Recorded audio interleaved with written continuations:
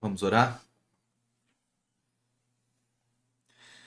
Nosso Deus, mais uma vez, nós queremos te adorar e te bendizer e te dar toda a honra e todo o louvor, Senhor, porque o Senhor é digno, porque o Senhor é um Deus grandioso, Rei do universo, e nós somos privilegiados de podermos iniciar o nosso dia na Sua presença. Nós te agradecemos por isso, Senhor, e te pedimos agora, Pai, que o Senhor nos abençoe mais uma vez, estenda as Tuas mãos sobre nós. E nos ajuda, Senhor, nesse momento que estaremos meditando nas Escrituras, conhecendo um pouco mais sobre a Tua palavra. Senhor, nos ajuda, tira as barreiras do nosso entendimento, abre, Senhor, os nossos olhos para que possamos ver, enxergar as verdades bíblicas e que possamos crer, Senhor, hoje definitivamente na Tua palavra. Nos ajuda, Senhor, precisamos do Senhor, nos dá sabedoria e graça, é o que nós te pedimos agora, em nome de Jesus. Amém. Mas hoje a gente vai falar sobre a Bíblia. E, gente, falar sobre a Bíblia é um dos assuntos mais difíceis que existem, mas é um dos assuntos mais incríveis também que existem. E quando você estuda a Bíblia e você conhece a Bíblia, e você realmente entende o que é a Bíblia, muita coisa passa a fazer sentido, passa a ter um valor assim, muito maior do que a gente normalmente dá para aquilo que a gente entende sobre a Bíblia. Então hoje é uma reunião importante e é um pouco técnica, tá? Eu já vou avisar porque eu vou falar sobre o livro. Hoje eu não vou falar sobre muito dos textos bíblicos e tudo mais. Eu vou falar um pouco sobre isso sim, mas eu quero mostrar para vocês que a Bíblia é confiável, que a Bíblia é um livro divinamente inspirado, que a Bíblia não foi adulterada durante o decorrer da história, que são coisas que a gente ouve por aí e são argumentos que a gente precisa refutar, a gente precisa combater. Então hoje eu quero mostrar isso para vocês e eu espero que com a nossa apresentação, digamos assim, desses argumentos, vocês saiam daqui convencidos. Se alguém tem alguma dúvida, ou se alguém não sabe como defender a Bíblia de certa forma, hoje eu espero dar esse tipo de informação para vocês, tá bom?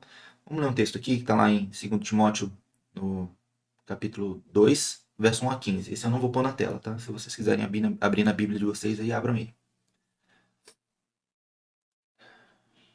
Vou ler, tá? Isso é Paulo falando para Timóteo, que era o seu discípulo. Portanto, você, meu filho, fortifique-se na graça que é em Cristo Jesus. E as coisas que me ouviu dizer na presença de muitas testemunhas, confie a homens fiéis que sejam também capazes de ensinar a outros. Suporte comigo os sofrimentos, como um bom soldado de Cristo Jesus. Nenhum soldado se deixa envolver pelos negócios da vida civil, já que deseja agradar aquele que o alistou. Semelhantemente, nenhum atleta é coroado como vencedor se não competir de acordo com as regras. O lavrador, que trabalha arduamente, deve ser o primeiro a participar dos frutos da colheita. Reflita no que estou dizendo, pois o Senhor lhe dará entendimento de tudo. Lembre-se de Cristo Jesus, ressuscitado dos mortos, descendente de Davi, conforme o meu evangelho, pelo qual sofro a ponto de ser preso como criminoso. Contudo, a palavra de Deus não está presa. Por isso, suporto tudo por causa dos eleitos, para que também eles alcancem a salvação que está em Cristo Jesus com glória eterna. Esta palavra é digna de confiança. Se morremos com ele também viveremos. Se perseverarmos, com ele também reinaremos. Se o negamos, ele também nos negará. Se somos infiéis, ele permanece fiel, pois não pode negar-se a si mesmo. Continue a lembrar essas coisas a todos, advertindo-os solenemente diante de Deus, para que não se envolvam em discussões acerca de palavras. Isso não tem proveito e serve apenas para perverter os ouvintes. E aí, a grande conclusão disso tudo aqui é a seguinte: procure apresentar-se diante de Deus aprovado, como obreiro que não tem do que se envergonhar e que maneja corretamente a palavra da verdade. Só um comentário sobre esse texto aqui. Eu poderia ter colocado só esse último trecho, que é a conclusão, mas eu não queria deixar o texto fora do seu contexto.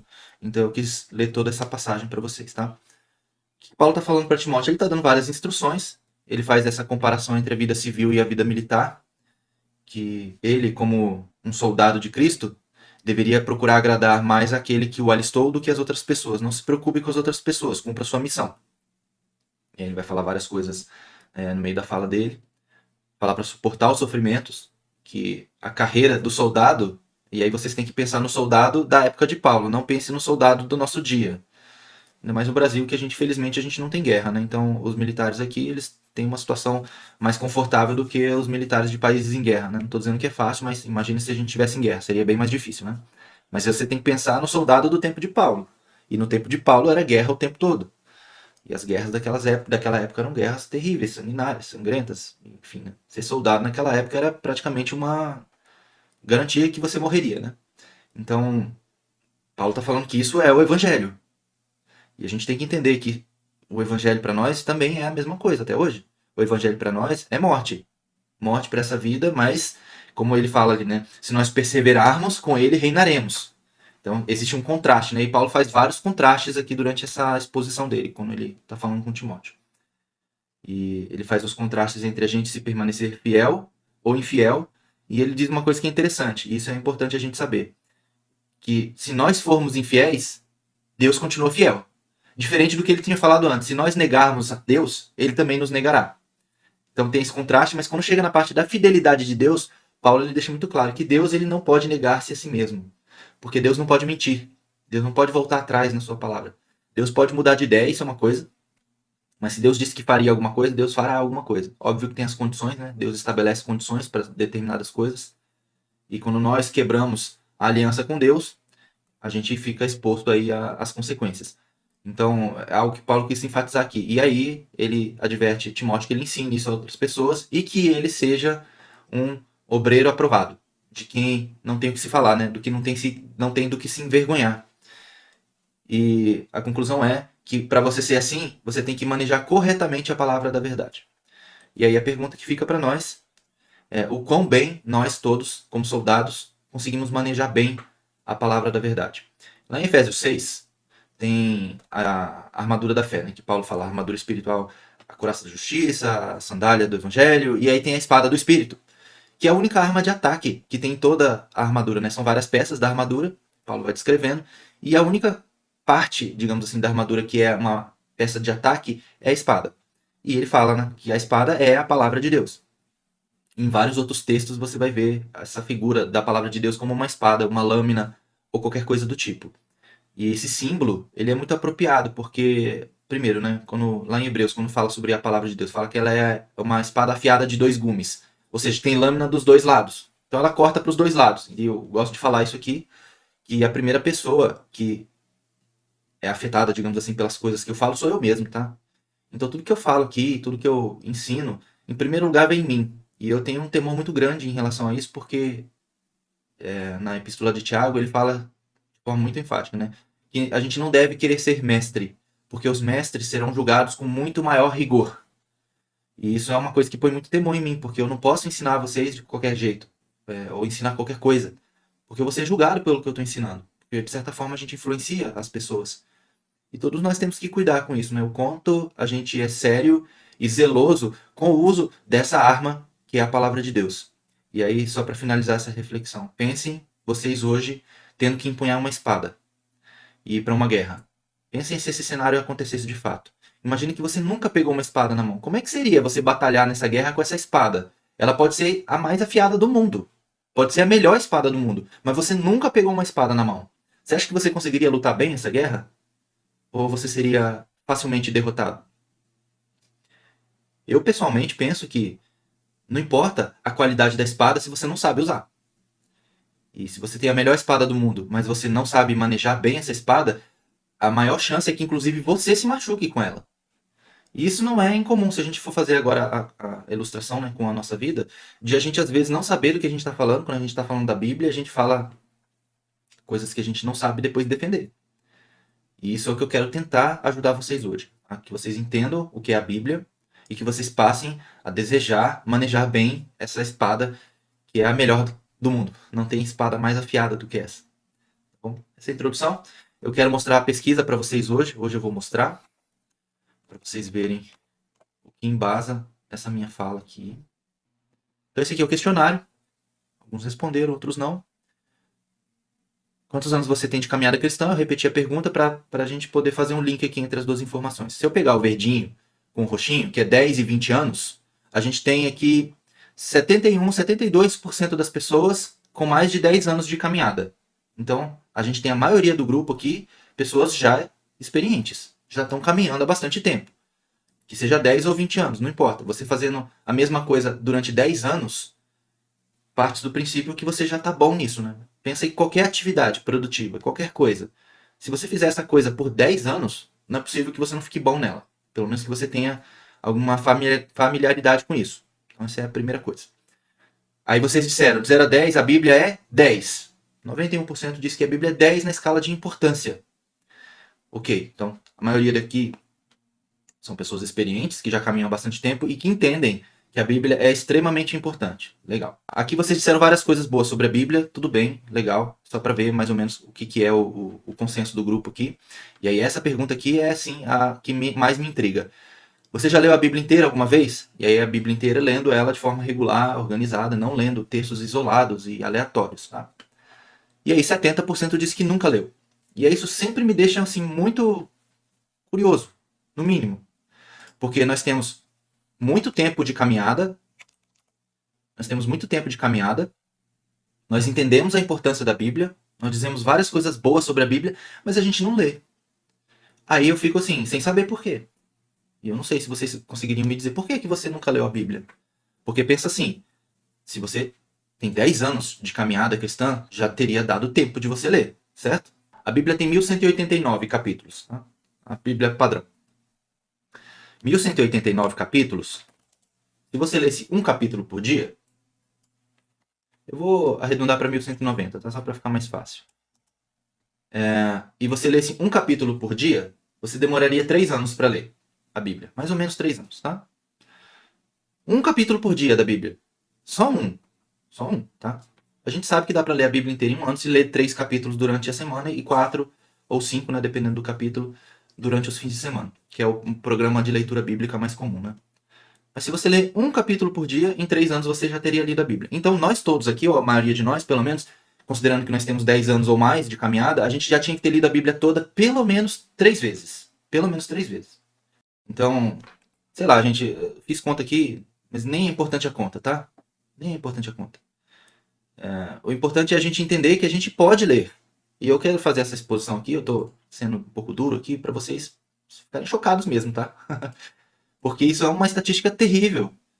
Nós somos cristãos, nós dizemos que acreditamos na Bíblia, a gente diz que ama a Bíblia, ama a palavra de Deus, mas a gente não lê a Bíblia.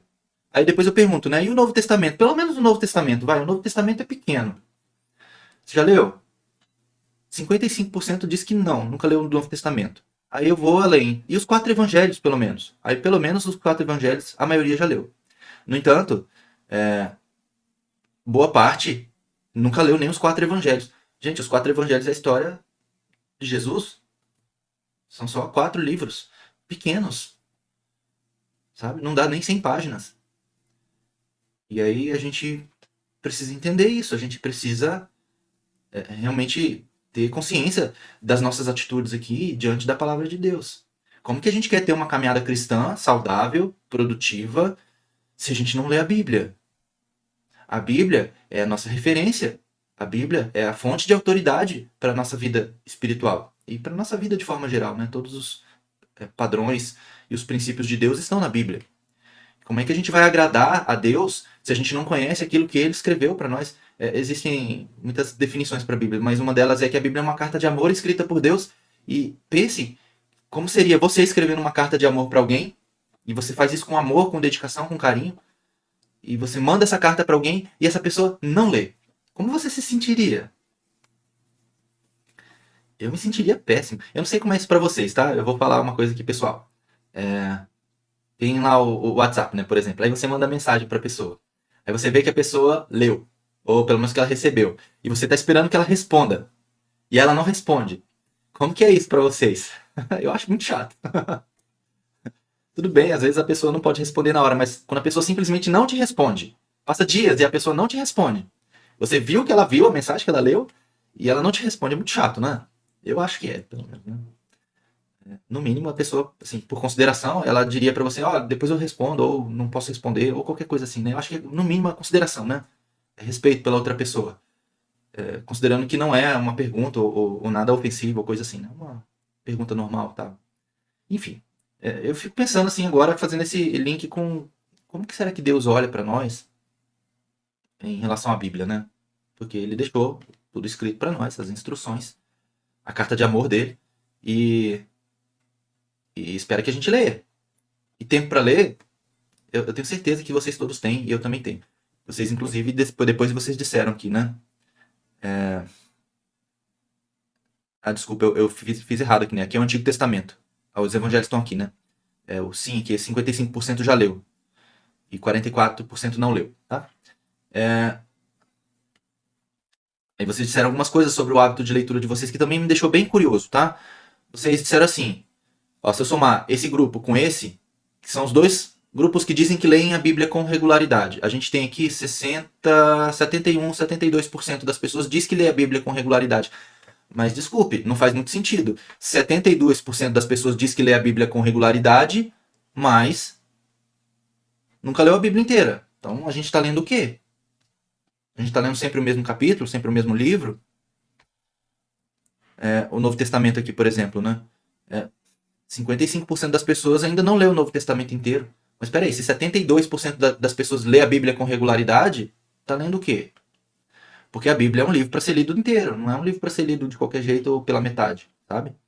Enfim, aqui, né, sobre tempo de leitura, mesma coisa, são coisas que me deixam bem curioso, tá? Se a gente somar aqui, ó, 31, 32 com 34, a gente tá falando aí de 66% das pessoas dedica diariamente, em média, entre 5 e 30 minutos de leitura. Se você lê 5 minutos por dia da Bíblia, você lê a Bíblia em um ano. Tá? Talvez em um ano e meio que seja. Dá tempo de ler. Aí eu fico assim muito curioso. Peraí, o que o pessoal tá lendo? Se tá passando meia hora por dia, 20 minutos, 15 minutos por dia lendo a Bíblia, tá lendo o quê? Sabe? Então, sim, são reflexões para nós aqui. A maioria de vocês considera que o tempo que dedica é inadequado, ok? E aí a maioria de vocês que respondeu aqui diz que o maior problema é não ler porque não prioriza. Não ler porque tem muitas distrações, porque tem muitas atividades. Enfim, gente, eu mostrei o questionário para vocês, não para ofender ninguém, não para atacar ninguém, mas para a gente refletir. E eu digo para vocês, eu passei 20 anos da minha caminhada também sem ler a Bíblia. Eu demorei muito para começar a ler a Bíblia. Eu li a Bíblia na igreja. Aquela leitura que faz na igreja. Vamos abrir a Bíblia e ler o texto tal, e aí a pessoa prega, e é isso. E só. E eu achava que era suficiente. E foi o maior engano da minha vida cristã, foi achar que a Bíblia lida no culto, na cerimônia, na missa ou qualquer coisa do tipo, era suficiente. Gente, é muito longe de ser suficiente. A Bíblia é muito mais rica do que o que a gente ouve na igreja. Muito, muito, muito mais. Muito mais. Só que a gente só consegue saber disso se a gente ler. E aí aquilo, né? Vocês disseram assim, tem muitas distrações, eu tenho muitas atividades e tudo mais. Mas é aquilo, né? Se a Bíblia fosse realmente importante, como vocês dizem que é, vocês disseram na Bíblia é nota 10. Mas se a Bíblia realmente fosse importante, você leria. Você leria. Se fosse importante, você leria. Se fosse importante tanto quanto comer. Eu imagino, se eu tivesse colocado ali de 0 a 10, comer, o quanto é importante. Eu tenho certeza que vocês colocariam que comer também é tão importante assim quanto a Bíblia. É nota 10. Mas esquecer de comer, ninguém esquece. Deixar de comer porque tem muitas atividades no dia, ninguém deixa. Deixar de comer porque tem muitas distrações, ninguém deixa. Agora a gente deixa de alimentar nossa alma, nosso espírito, e faz outra coisa, com o tempo que a gente poderia dedicar à leitura. Sabe? Então, assim, coisas pra gente pensar, tá, gente? Pra gente pensar. Não é, mais uma vez, um ataque a ninguém aqui, mas é pra gente refletir. Tem alguma coisa errada. Tem alguma coisa errada. E sabe uma coisa que me chateia muito, eu me preocupa muito? É que às vezes a gente delega para as pessoas a produção do nosso próprio alimento, né? Até quando a gente vai depender de alguém para fazer a comida para nós? Falando da nossa alma, né? Sendo que a gente tem acesso direto na fonte. A gente tem acesso direto aqui. E a gente depende que alguém vá lá, pegue a comida, mastigue para você e dê na sua boca. Até quando a gente vai ficar assim? 20 anos de caminhada? 10 anos de caminhada a gente tá assim ainda? Sabe? É algo que a gente precisa parar e pensar. E eu tô falando, tô tendo essa fala um pouco mais dura aqui, porque eu quero realmente chocar vocês para essa realidade. E aí, para ajudar, eu vou pôr um vídeo aqui bem curtinho. Vejam só que interessante. There was a recent study by the Center for Bible Engagement where they polled 40,000 general population in the U.S. from 8 to 80, and they just wanted to see how we are engaging with Scripture. Right. And they discovered something that actually became kind of the profound discovery of the entire study. They weren't even looking for this, and this is kind of became the highlight of the study. Right. When we're in the scripture one time a week, and that could be church on Sunday, that's pastor saying you open your Bible, we hear the message, one time a week had negligible effect on some key areas of your life. So I'm going to spell that out more here in a moment. 2 times a week, negligible effect. Now at 3 times a week, there was a blip on the map, like there was a heartbeat. Something happened, again, a heartbeat. Okay. But here was a profound discovery. When we're in the scripture 4 times a week, it literally spikes off the chart. You would expect that it'd be 1, 2, I mean, there'd be a gradual incline on the effect and impact that would have in your life, but it was literally 1, 2, 3, 4, something radically happens. Okay, you got my curiosity. To this extent. What kind of behavior is being affected? Feeling lonely drops 30%. Wow. Ang- 4 times a week in the 4 Bible. times a week in the Bible. Okay. Anger issues drop 32%. Bitterness in relationships, marriage, a relationship with your kids, and so on, drops 40%. Alcoholism drops 57%. Feeling spiritually stagnant. You know, if there was one area when I'm talking with people that they'll be honest about is they just feel spiritually stagnant. Ask them the question, how much time are you spending in Scripture? If they're in the Scripture 4 times a week or more, it drops 60%. Wow. Viewing pornography drops 61%. That's very important. Now, on a flip positive side, sharing your faith jumps 200%. Wow. Because you have a confidence in God's word. And then discipling others jumps 230%. That's amazing right there. Esse aí, vocês já tinham visto isso? Isso foi um estudo, estatística. Não sei se alguém aqui entende de estatística. É ciência. Não é aqui coisa de igreja. Sabe? Então, eu não sei se vocês precisam de alguma coisa a mais para entender a importância. Eu vou só tentar ilustrar o que ele falou ali, porque tem gente que não entende, tá? Quando eles falam sobre o impacto, né? É mais ou menos como se fosse assim, ó. Só mudar a cor aqui. Opa! Se fosse um gráfico, né? Seria isso aqui, né? Ai, meu Deus. Peraí que eu peguei a caneta tudo errado aqui. Se fosse uma linha assim, né? Aqui é 1 dia, 2 dias, 3 dias, 4 dias lendo a Bíblia. E aqui, nessa direção aqui, é o impacto que isso gera na sua vida. Se você lê 1 dia por semana, o impacto é muito pequeno. Então, o gráfico ficaria aqui, né? Aqui assim, né? Se você lê 2 dias, o impacto continua pequeno. Tá? Aí o gráfico sobe para cá. Se você lê 3 dias, o impacto continua pequeno. Aí fica assim, né? Vai subindo aqui. Quando você lê 4 dias, aí o impacto vai lá em cima. Tá? Fica aqui. Né? Seria uma curva que faz isso aqui, ó. Ela vem assim suave e de repente ela sobe com tudo. Sabe? E o que ele falou, né? O que você esperaria é que isso fosse gradual, assim, né? Mas não é. Ele é assim. Pouco impacto, pouco impacto, pouco impacto. Quando você começa a ler 4 dias por semana a Bíblia, a sua vida muda totalmente. E essa experiência eu posso dizer para vocês que aconteceu comigo. Mais uma coisa que não estava no script aqui, mas eu vou falar, tá? Eu não sei em que momento que eu normalmente falo sobre isso. Não lembro. Eu vou falar agora. Quando eu comecei a estudar mais a Bíblia e tudo mais, eu estava num momento, antes um pouco, né? Foi no momento quando eu contei para vocês lá que eu estava querendo buscar um propósito, alguma coisa assim. Eu estava num momento da minha vida onde, por alguma razão, eu achava que eu tinha que ganhar dinheiro. Eu estava dinheirista. Eu queria ganhar dinheiro. Tem que ganhar dinheiro, ganhar dinheiro, ganhar dinheiro. Tem que fazer alguma coisa porque eu sou filho de Deus, eu tenho que ser próspero. E aquela história toda. E tinha gente me influenciando para isso. E eu estava caindo na influência dessas pessoas. E vamos fazer alguma coisa para ganhar dinheiro. E comecei a inventar uns negócios, entrar numas coisas malucas aí. E querer ganhar dinheiro. E fazer curso para ganhar dinheiro, comprar livro para ganhar dinheiro. E tudo relacionado com dinheiro. E o pior de tudo isso, gente, é que quem estava tentando me convencer da prosperidade, do evangelho da prosperidade, são pessoas cristãs. E a Bíblia ela vai na direção contrária disso, mas isso aí é outra conversa.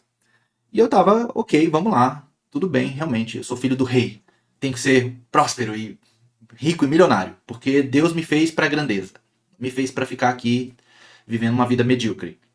Essa era a minha mentalidade naquele momento da vida. Aí eu comprei o livro. Não sei se eu falei isso aqui já, eu acho que não, mas aí eu comprei um livro. Já que é para aprender a ganhar dinheiro, vou estudar, porque eu sou uma pessoa de estudar. Vou estudar como ganhar dinheiro, e já que esse negócio é bíblico, olha a minha cabeça, bíblico, esse negócio de prosperidade, então eu vou comprar um livro sobre como ganhar dinheiro dentro do espectro ou do cenário cristão. E aí eu comprei o livro sobre Salomão, eu falei, né? Vou contar a história de novo então. Como Salomão ficou tão rico assim? E aí era a conclusão do autor, né? Pelo menos a introdução do livro é leia um provérbio por dia. E eu comecei a ler um provérbio por dia. E eu, na verdade, leio um provérbio, não. Eu comecei a ler o livro de provérbios o dia inteiro. Porque eu queria ganhar dinheiro. A minha motivação era ganhar dinheiro. Então, já que eu preciso ganhar dinheiro, eu quero fazer isso rápido, eu vou ler o livro inteiro de uma vez só. E pronto. Acabou. Eu emprestei o livro, nunca mais pedi de volta, nem sei. Eu nem lembro pra quem que eu emprestei. Pra vocês terem ideia, Deus apagou até da minha memória. Não sei com quem tá o livro mais. Nunca quis de volta. E a partir daí eu comecei a perceber o quanto a Bíblia é importante. E eu falo pra vocês com muita tranquilidade, a minha vida mudou. Só porque eu li o livro de Provérbios. Aí logo depois do livro de Provérbios tem o livro de Eclesiastes, que também é uma reflexão muito importante sobre a vida, e é Salomão que escreveu também. E aí para completar o combo, eu li a Epístola de Tiago. São só 5 capítulos, 5 ou 6, tá? Bem curtinho. Eu li esses 3. E foi o suficiente para eu querer fazer tudo diferente. E aí depois eu tava nessa vibe, eu tava nessa onda, né, de procurar um propósito para mim, e eu percebi que eu tava fazendo tudo errado. E aí eu comecei a me reposicionar, e aí Deus começou a colocar minha vida no trilho. E estamos aqui hoje. Então assim, ler a Bíblia faz diferença, faz diferença. Leia a Bíblia, leia a Bíblia, leia a Bíblia. Então, depois dessa grande introdução, o que eu quero hoje aqui? Meus desafios, são desafios, não vou nem dizer que são objetivos. É mostrar como devemos nos aproximar do texto. Como que a gente se aproxima da Bíblia? Porque é um texto sagrado. Eu quero mostrar a Bíblia como livro, e aqui o meu maior desafio é tempo. Tá? Então eu vou correr. Me perdoe se eu falar rápido demais. Eu vou falar rápido, eu não vou poder explicar tanto quanto eu gostaria sobre as coisas que eu vou falar, porque tem muita coisa para eu falar sobre a Bíblia. Ela como livro, tá bom? E aí no final tem coisas bem interessantes, eu espero que vocês possam ficar. Vamos lá. Então vamos lá, fatos sobre a Bíblia. Tem 1 milhão de coisas para falar sobre a Bíblia, eu escolhi alguns, tá? A Bíblia não foi escrita com capítulos e versículos, como eu falei para vocês já há alguns dias. Eu venho falando que a Bíblia não tem capítulos e versículos originalmente. A Bíblia foi dividida em capítulos no século XIII e com a marcação de versículos no século XVI, e lá em 1541. Então isso é relativamente recente, essa questão da divisão da Bíblia por capítulos e versículos. E é importante você saber disso, eu já falei, porque se você lê versículos isolados, você provavelmente está tirando a Bíblia do seu contexto. Não que você não possa citar versículos, você pode, contanto que você entenda qual é o contexto maior daquele versículo. É igual você pegar um livro, qualquer livro, abrir ele aleatoriamente em qualquer página e pegar uma frase do livro e querer fazer alguma coisa com isso. Não faz sentido. Não é correto. Se você entender a história, o que está acontecendo ali, aquilo não vai fazer muito sentido. Ou você vai tirar aquilo do contexto, que é o mais comum. A Bíblia foi o primeiro livro impresso. Primeiro. Gutenberg, que inventou a prensa de tipos móveis, que é usado para imprimir, né, em larga escala, ele que inventou isso lá na Alemanha. O primeiro livro que ele imprimiu foi a Bíblia. A Bíblia ainda é o livro mais vendido do mundo.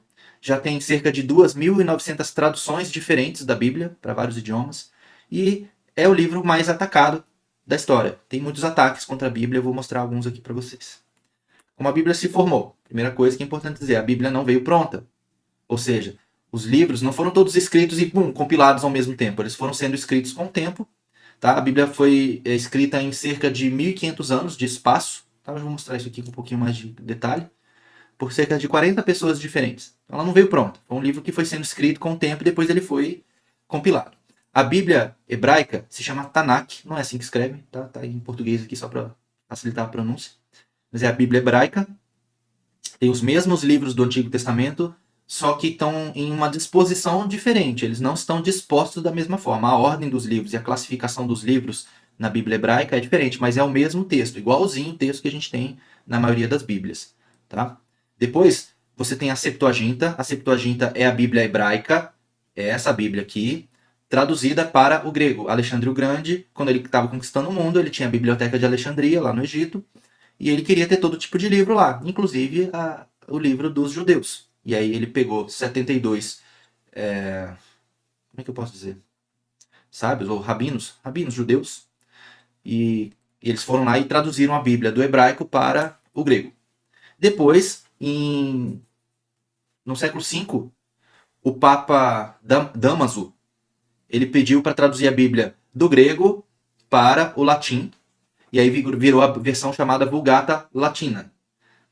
E aí depois você tem a Bíblia de Lutero, que é em alemão, que foi isso na época da Reforma Protestante, aqui que foi a primeira vez que a Bíblia foi traduzida para um idioma de língua corrente, porque ninguém falava latim mais. Nessa época de Lutero, lá em 1500 mais ou menos, não se falava latim. Latim não era uma língua mais usada no dia a dia, era uma língua de cerimônia, né? Ritual, que era usada para o ritual da Igreja Católica, nas missas e tudo mais. Então, quem sabia latim, basicamente eram os padres, e nem todos sabiam bem o latim, e sabia, assim, o suficiente, né, para conduzir a missa. Alguns, obviamente, sabiam bem, mas, enfim, não era a língua do povo. Então, as pessoas não entendiam o que era falado na missa. E até hoje tem alguma coisa, eu acho, né, não sei, faz muito tempo que eu não vou em missa. Mas eu acho que ainda tem alguma coisa em latim na missa católica ainda. Mas, enfim, Lutero traduziu a Bíblia para o alemão, e aí as pessoas começaram a ter acesso à Bíblia, começaram a entender a Bíblia, começaram a ler a Bíblia, e por causa das pessoas lerem a Bíblia é que se começou a Reforma Protestante. Lutero ele foi só uma das pessoas, ele não foi o único reformador. Ele foi uma das pessoas que, ali, de certa forma, influenciou a Reforma Protestante, mas a população em geral aderiu à Reforma Protestante muito por causa do acesso à Bíblia, muito por causa do acesso à Bíblia que as pessoas antes não tinham. Depois você tem as versões em inglês, que foi uma pessoa chamada John Wycliffe que começou essa tradução para inglês, e depois você tem várias versões em português. Eu sempre recomendo que vocês pesquisem sobre as versões que a gente tem em português. A história de João Ferreira de Almeida, que é a tradução principal, né, em português, é fantástica, gente. Não dá tempo de eu falar aqui. É muito, muito legal. Assim, ver como Deus também pôs a mão quando a Bíblia tinha que ser traduzida para português. É muito, muito, muito legal. Então, mais uma vez, apresentando a Bíblia aqui. A Bíblia é uma coletânea de livros, não é um livro só, né? São vários livros. Então é uma biblioteca, se a gente fosse dizer, né? A palavra Bíblia tem esse sentido de biblioteca, de coleção de livros. É um livro antigo, a gente precisa entender que a Bíblia não é um livro atual, é um livro antigo. É literatura antiga, escrita por um povo que tinha um pensamento diferente que o nosso. E aí tem uma coisa que eu sempre gosto de falar que se chama anacronismo. O que é anacronismo? Anacronismo é você pegar um texto antigo e você ler e interpretar ele com os valores da sua época. Isso é um erro. Você não pode ler um texto de 2.000 anos atrás e aplicar os seus valores atuais da sociedade atual àquela época. Não faz sentido. Você tem que pensar como as pessoas que viveram aquela época para você entender por que foi escrito desse jeito. Por que tem essas coisas aqui? Porque a Bíblia tem umas histórias meio difíceis para nós hoje de digerir, né? Por exemplo, vou dar um exemplo, tá? Lá nos provérbios, lá tem um provérbio que diz assim, ó, não poupe a criança da vara, por exemplo. Se você a castigar, ela não vai morrer. Tá escrito mais ou menos assim, tá? Eu não lembro exatamente como é. Mas para nossa geração hoje, é uma coisa difícil da gente ler. Peraí, é para castigar a criança com a vara? É o provérbio, tá lá. Mas você tem que pensar com a mentalidade, o cenário ou a cultura daquela época que isso foi escrito. Naquela época isso era aceito. Isso quer dizer que não é válido o princípio que está por trás do texto? Não, o princípio continua válido. Você tem que disciplinar a criança.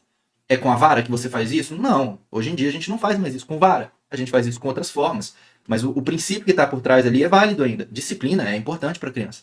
Experimenta não disciplinar uma criança para você ver o que acontece com ela. É ruim para ela. Ela não sabe limite, ela não sabe autoridade, ela não sabe obedecer. Ela vai se tornar um adulto terrível. Eu acho que todos aqui, principalmente os que têm filho, eles vão concordar comigo, né? Enfim, a Bíblia Católica tem 73 livros e a Bíblia Protestante tem 66. Esses 7 livros de diferença são os livros apócrifos que eu falei, que são livros escritos num período de mais ou menos 400 anos de silêncio profético. Desde a última profecia do Antigo Testamento até iniciar o Novo Testamento com João Batista, que foi o último profeta da Antiga Aliança. Tem 400 anos, mais ou menos, de intervalo, onde não houve profecia em Israel. Não tinha um profeta que se levantou e falou assim, assim diz o Senhor, e falou alguma coisa. Não houve. Então, esses livros foram escritos nesse período. E os judeus...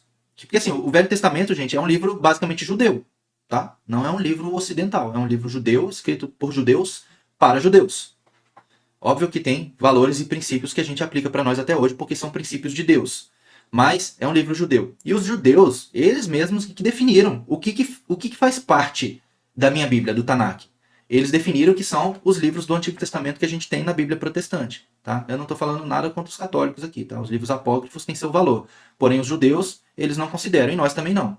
Tá? Nós, os protestantes, não consideramos os livros apócrifos como livros de inspiração divina. Eles têm o seu valor, eles contam histórias, tem coisas que são importantes ali, no entanto, eles não têm o valor que os outros têm no sentido de serem de inspiração divina. Tá? Por isso que a gente não tem eles na nossa Bíblia, na Bíblia protestante.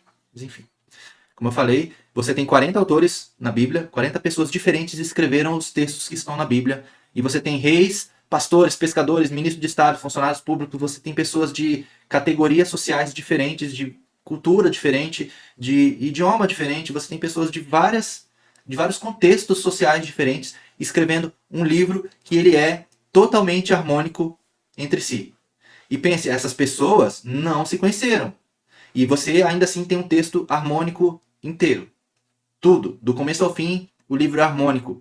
Tá? E aí é aquilo, né? Isso já é a primeira evidência para mim, pelo menos, e eu quero que vocês acreditem também nisso, de que não pode ter sido por acaso. Gente, pense assim, ó. Vamos pegar 40 de nós aqui, que estamos aqui agora, e vamos fazer assim, ó. Cada um escreve alguma coisa sobre Deus. Escreve o que você quiser. Depois a gente vai juntar tudo que a gente escreveu. A probabilidade da gente escrever um texto harmônico é mínima, para não dizer nula. Sabe? É muito pouco provável que o que eu escrever vai falar ou vai conversar com o que você escrever. É provável que você escreva algo que contradiga o que eu estou escrevendo. E na Bíblia você não tem essas contradições. Elas existem contradições aparentes, eu vou mostrar isso aqui para vocês, que é uma das críticas que a Bíblia recebe. Mas na verdade não são contradições, tá? São contradições aparentes. Quando você estuda melhor e você entende melhor, você vê que não é uma contradição. Eu vou tentar mostrar isso para vocês. No fim, essa grande harmonia, para nós, deixa claro que existe uma mente por trás disso tudo, que inspirou a pessoa a escrever aquilo daquele jeito. E a gente sabe que essa pessoa é Deus. O Antigo Testamento, ele foi escrito entre 1500 a.C. até 450 a.C. Esse foi o período da escrita dos textos. Foi escrito basicamente em hebraico e existe 1%, menos de 1% do texto em aramaico. Só para vocês saberem, quem não sabe a diferença, tá? O aramaico era o idioma falado pela maioria das nações ali do Oriente, tá? Os babilônicos, os sírios, os persas, eles todos falavam aramaico. O hebraico era a língua dos hebreus, não era a língua corrente. É como se fosse o inglês hoje, o aramaico, tá? Era a língua mundial daquela época. Então você tem só um trechinho bem pequeno escrito em aramaico e o resto tudo em hebraico. Como eu falei, é um livro judeu, o Antigo Testamento, né? Aí o Novo Testamento foi escrito entre 45 depois de Cristo e 90 depois de Cristo, é o último escrito do ano 90. Foi escrito em grego koiné. O grego koiné é o grego popular, não é o grego acadêmico, só para dar essa diferenciação para vocês. Vamos lá. Sobre a inspiração divina, né? Como eu falei, o texto não se contradiz. Ele parece existir contradições. Daqui a pouco a gente vai tratar isso, mas o texto bíblico, em toda a sua extensão, ele não se contradiz. Ele é um texto 100% harmônico. Ele tem algumas passagens difíceis de interpretar? Sim, tem. Como eu falei, é um livro antigo, e literatura antiga é difícil de interpretar. Qualquer literatura antiga, pega qualquer texto antigo e tenta ler ele para você ver. É difícil de entender. Mas você estudando bem, você consegue ver por que foi escrito aquilo daquele jeito e tudo mais. Uma coisa que eu não escrevi aqui, e que eu vou falar, é que na Bíblia você tem vários estilos literários, você tem poesia, você tem prosa, você tem narrativas, você tem vários estilos literários, e você tem, dentro desses estilos literários, você tem textos que são prescritivos e você tem textos que são descritivos. Vou repetir. Tem textos que são prescritivos e textos descritivos. Tem muitos textos descritivos que simplesmente é um relato do fato. Não é que Deus aprova o que está escrito. Tá? A gente tem que tomar cuidado, porque eu vou dar um exemplo para vocês. Davi adulterou com Batseba. Olha lá a Bíblia. Ó. A Bíblia falando sobre incentivando o adultério. Não. Não. Esse não é um texto prescritivo, ou seja, que é uma prescrição, é algo que você deve fazer, é uma instrução. Não. É só um relato de algo que aconteceu. E você vai ter um monte de relatos. O Antigo Testamento ele é muito descritivo. Ele descreve o que aconteceu. E óbvio que por trás dos acontecimentos existem ensinamentos. A gente sabe disso. Lá em Romanos 5 está falando que tudo que foi escrito, Paulo falando do Antigo Testamento, tudo que foi escrito para nosso ensino foi escrito. Então é para nós aprendermos alguma coisa.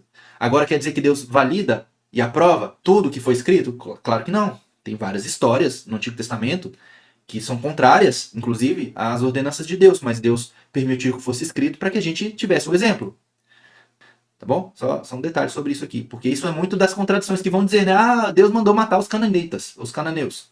Sim, Deus mandou, isso é algo que está escrito lá. Aí você precisa entender por que Deus mandou matar os cananeus.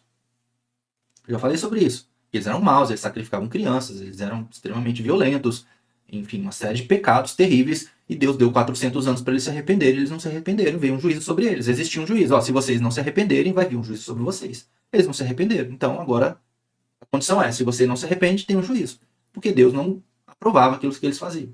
Enfim, tem várias dessas passagens que vão ser citadas, principalmente no Antigo Testamento, para colocar em dúvida a credibilidade da Bíblia. A gente precisa conhecer para a gente poder defender. Outras evidências da inspiração divina. O texto afirma ser de procedência divina. Por exemplo, toda vez que diz assim, ó, assim diz o Senhor, um profeta falando, né? E aí tem alguma coisa.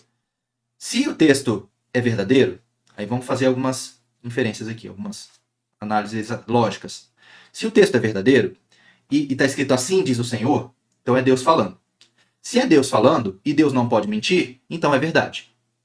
E se Deus diz que o texto é inspirado divinamente, então o texto é inspirado divinamente. Isso aqui é um argumento que está no próprio termo, é uma evidência interna de que o texto é inspirado divinamente. Aí alguns vão argumentar, mas isso é um argumento circular e tudo mais. Eu não vou entrar nesse mérito aqui porque tem muito a ver com lógica, e não é o caso aqui. Mas existem evidências no próprio texto de que é inspirado divinamente. Aí você precisa entender se quando o profeta diz, assim diz o Senhor, é válido, se é verdadeiro. Se é verdadeiro, então é Deus falando. Se é Deus falando, então o texto de fato é inspirado divinamente.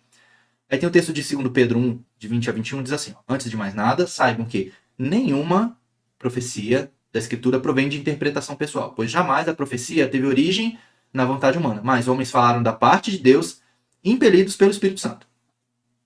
Isso aqui é evidência interna do texto. Os personagens bíblicos citam a própria Bíblia. Então, por exemplo, Jesus, ele cita o Antigo Testamento muitas vezes. Muitas vezes. Aí, mais uma vez, é uma questão de lógica.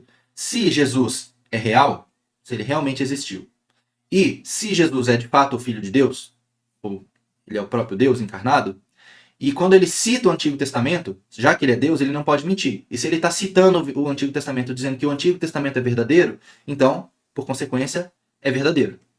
Conseguiram entender a lógica? Eu vou falar mais sobre isso daqui a pouco.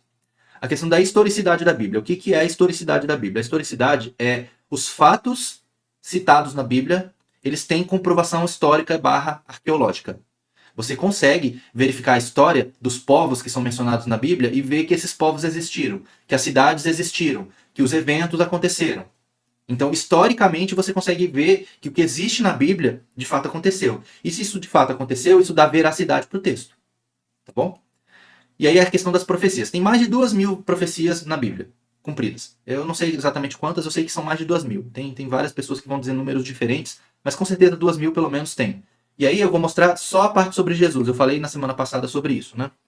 E eu vou trazer aqui para vocês. Ó. As previsões feitas sobre Jesus. Previsões feitas com centenas de anos de antecedência e que se cumpriram com precisão. E aí, eu falei para vocês, né, que tinha um estudo, né? Foi feito um estudo na Universidade de Westmont, com mais de 600 pessoas envolvidas nesse estudo. Era um estudo da cadeira de probabilidade estatística. Então, os estatísticos fizeram esse estudo. Não foi um estudo de qualquer jeito. É ciência isso, tá, gente? E eles pegaram as profecias sobre o Messias para estudar. E a grande pergunta era, qual que é a probabilidade das profecias feitas sobre Jesus se cumprirem aleatoriamente? Então eles pegam uma profecia e eles fazem uma série de cálculos baseado em um monte de informação para saber se era provável acontecer aquilo. Então eu vou dar um exemplo para vocês. Existe uma profecia que Jesus nasceria em Belém. Como é que eles fizeram então o cálculo? Só para vocês entenderem. Eles pegaram quantas pessoas mais ou menos existiam naquela época em Belém, quantos eram homens, qual que era a probabilidade de nascer um homem qualquer em Belém, considerando a população mundial. Aí você tem uma probabilidade. Bom, considerando que existe, vou chutar, tá? 30.000 pessoas em Belém e no mundo inteiro existe 50 milhões de pessoas, a probabilidade de nascer uma pessoa que seja homem em Belém é um número.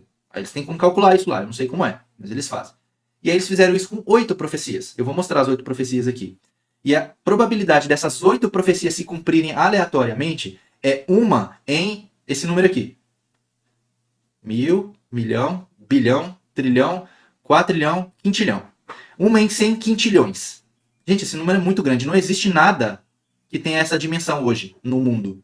Nada. Tipo, não tem nada que tem 100 quintilhões de quilos, por exemplo. Um número muito grande, tá? Aí eles fizeram depois com 48 profecias. Tem mais de 300, tá, gente? Aí eles fizeram a mesma coisa com 48. A probabilidade de se cumprir aleatoriamente 48 das 300 profecias é uma em esse número aqui que eu não sei, é impossível dizer que número é esse aqui. É o número 1 com 57 zeros. Não sei que número é esse. Mas isso aqui não tem como. Não tem como. Tá? Aí eles fizeram uma ilustração. Desse número aqui, ó. Desse aqui, ó. Eles fizeram isso com os Estados Unidos, tá? Eles pegaram o estado do Texas. Aí eu peguei aqui no Brasil, só pra gente ter uma referência, estados que teriam o mesmo tamanho do Texas, tá? Se você pegar todo o estado de Goiás, mais o estado do Mato Grosso do Sul, tem mais ou menos o mesmo tamanho do estado do Texas lá nos Estados Unidos. A ilustração que eles fizeram é a chance de alguém cumprir aleatoriamente as 8 profecias que a gente menciona aqui no estudo é equivalente a você pegar o estado do Mato Grosso do Sul e de Goiás inteiro, você encher eles de moeda, o chão inteiro, toda a área do território, você cobre com moedas, você marca uma moeda diferente das outras, no meio de todas aquelas moedas, aí você pega uma pessoa cega, você coloca ela em qualquer lugar e ela pega uma moeda aleatoriamente. A chance dela pegar essa moeda que você marcou é essa daqui, uma em 100 quintilhões. Só para vocês entenderem, assim, era improvável, gente. Eu tô tentando mostrar isso aqui, é um pouco técnico, né? Mas para vocês entenderem que não tem como isso ser por acaso. Não tem como a Bíblia ser um livro que foi escrito por acaso. Pessoas escreveram o livro e por carga d'água as profecias que eles escreveram se cumpriram. Não tem como, não tem como. É matematicamente isso improvável. Tá? As profecias estão aqui, eu não vou ler elas todas pra gente não gastar tempo, mas estão todas aqui, ó. Jesus nasceria em Belém. Deixa eu colocar a canetinha aqui. Tem sempre a profecia e onde que ela está cumprida aqui. Depois, se vocês quiserem, eu passo isso para vocês. Quem quiser, me avise. Isso foi profetizado por Miqueias, tá? Em Miqueias 5:2, 700 anos antes de Cristo. O Messias nasceria de uma virgem, está lá em Isaías. O Messias viria da linhagem de Davi. O Messias seria traído por 30 moedas de prata. O Messias teria as mãos e os pés cravados na cruz. Seriam lançadas sortes pelas roupas do Messias. O Messias apareceria montado num burrinho. E o mensageiro anunciaria a chegada do Messias, que era João Batista. Essas 8 profecias aqui foram as profecias estudadas e que deu aquele número. A chance delas se cumprirem é uma em 100 quintilhões. Outra profecia interessante aqui. A profecia de Daniel 2, que é o sonho de Nabucodonosor. Só isso aqui é bem interessante porque a gente vê historicidade nisso aqui. É o que eu tentei falar agora antes. Nabucodonosor teve um sonho. Daniel foi lá, o profeta deu a interpretação do sonho. O sonho de Nabucodonosor, ele viu uma estátua, assim, com vários metais. A interpretação do sonho que Daniel deu foi a seguinte: cada mudança de metal, ouro, prata, bronze, ferro e assim por diante, é uma mudança de reino, de governo. Então ele fala, o primeiro império, ou o primeiro governo, é a cabeça de ouro, é você, Nabucodonosor, é a Babilônia. Depois vai vir um império um pouco inferior ao seu. E depois outro inferior, e depois outro inferior, e outro inferior, e assim por diante. E ele foi narrando o que ia acontecer. E aí você vai na história e você vai vendo. O Império Babilônico, ele durou de 626 a 539 a.C. Depois dele, aqui tem no mapinha, ó, a região do Império Babilônico. Depois você tem o Império Medo-Persa. E é interessante, porque é Medo-Persa, era a Média e era a Persa. Eram 2 reinos que se uniram para conquistar o mundo. E você tem 2 braços na estátua. Um braço é mais forte do que o outro, inclusive, estava falando, né? Normalmente a gente tem um braço mais forte, né? O Império Medo-Persa durou de 539 a 330, e eles dominaram bem mais coisas do que a Babilônia. Depois você tem o Império Grego-Macedônio, de Alexandre o Grande, que aí aqui é a cintura de bronze, de 330 a 146. Aí você vê que eles dominaram muita coisa também. Aí depois você tem o Império de Ferro, que é o Império Romano, do ano 146 a.C. a 395 d.C., quando o Império se separou. O que aconteceu aqui? E inclusive isso é importante para a profecia. Lá em 395, o imperador Diocleciano, 285, desculpa, ele viu que o Império estava grande demais, porque o Império Romano dominou tudo, né? Aqui dá para ver que a Europa inteira, a Ásia quase toda, e tirando a China aqui, e o norte da África, né? Eles dominaram o mundo civilizado da época quase todo. Ele viu que o Império estava muito grande e ele falou assim, vou dividir a administração do Império em 2. Aí você ficou com o Império Romano do Oriente e o Império Romano do Ocidente. O Império Romano do Ocidente, o centro era Roma, o Império Romano do Oriente, o centro era a cidade de Constantinopla, que foi construída por Constantino depois, né? Que depois virou o Império Bizantino. Enfim, tem isso aqui na história, a gente sabe disso. E na profecia são as pernas, são 2 pernas. São 2 impérios, é um império dividido. Depois o Império caiu, em 1456 caiu o Império Romano do Oriente, né? Foi quando os turcos otomanos conquistaram Constantinopla. E aí acabou o Império Romano, né? O Império Romano do Ocidente, né? O Império Romano mesmo, ele acabou bem antes, né? enfim. E aí depois vem um império de barro misturado com ferro, e na profecia de Daniel ele diz que isso daqui é porque os reis, né, os governantes se dariam em casamento, eles fariam casamentos arranjados para poder se fortalecer, então existiria uma mistura. E é um mundo que a gente vive até hoje. Após o Império Romano, as pessoas começaram a se casar, e quem estudou história sabe que tem muito casamento arranjado entre os reis para poderem se fortalecer e tudo mais, e dessa união, dessas misturas, daquilo que restou do Império Romano com o que vem depois, é o mundo que a gente tem hoje. E a gente vive aqui. E a profecia de Daniel, ela termina, né, a interpretação do sonho, que ele diz o seguinte, que no sonho de Nabucodonosor vinha, depois da estátua ser mostrada, vinha uma pedra cortada de uma montanha sem auxílio de mãos. Ela era cortada sem auxílio de ninguém. E essa pedra vinha voando e batia no pé da estátua. E quando ela batia no pé da estátua, a estátua toda era destruída, e essa pedra crescia, crescia, crescia, crescia até dominar o mundo inteiro. Interpretação da profecia. Quem que é a rocha? Aí pergunta de escola dominical para as crianças, né? Quem é a rocha? Quem é? Escrevam aí, vamos ver se alguém sabe. Quem é a rocha na Bíblia? Quando se fala de rocha é... Jesus! Isso mesmo. É como dizem, né? Em escola bíblica, você sempre responde Jesus que tá certo. Qualquer pergunta, a resposta é Jesus. Mas é Jesus mesmo, tá? Jesus é a rocha, né? A gente sabe disso, né? A nossa rocha firme. E é uma pedra cortada de uma montanha sem auxílio de mãos. E que vai vir e vai bater na estátua nos pés. Ou seja, vai bater na estátua na nossa era. E vai destruir todo esse governo mundial. E essa pedra vai crescer, crescer, crescer até dominar o mundo inteiro. A gente entende que isso é o retorno de Jesus. Quando Jesus vier, ele vai dominar o mundo, ele vai conquistar esse mundo, ele vai governar esse mundo inteiro de uma forma que ninguém nunca governou. E todos esses reinos que existem hoje, que eles estão aí maquiados, né, nos governos mundiais, eles vão ser totalmente desfeitos. E Jesus vai governar. A gente sabe que vai ter o milênio e tudo mais, aí uma história de escatologia, não vamos falar sobre isso. Mas qual que era a probabilidade disso aqui tudo isso que a gente já viu na história, qual que é a probabilidade disso ser profetizado com tantos anos de antecedência e se cumprir desse jeito, gente? Inclusive a divisão dos impérios e tudo mais. É improvável que alguém faça essa profecia aleatoriamente e ela se cumpra. Nós não estamos falando de uma profecia de uma coisa simples, a gente está falando de governos mundiais, gente. E isso, se para você isso não é suficiente para convencer de que existe uma inspiração divina na Bíblia, aí eu já não sei o que é. Mas eu vou tentar explorar um pouco mais isso, tá? Continuando. Outras evidências da inspiração divina. A influência da Bíblia na história. Muitas coisas, muitos acontecimentos históricos que a gente tem influências da Bíblia. A indestrutibilidade da Bíblia, eu falei sobre como a Bíblia é um livro atacado.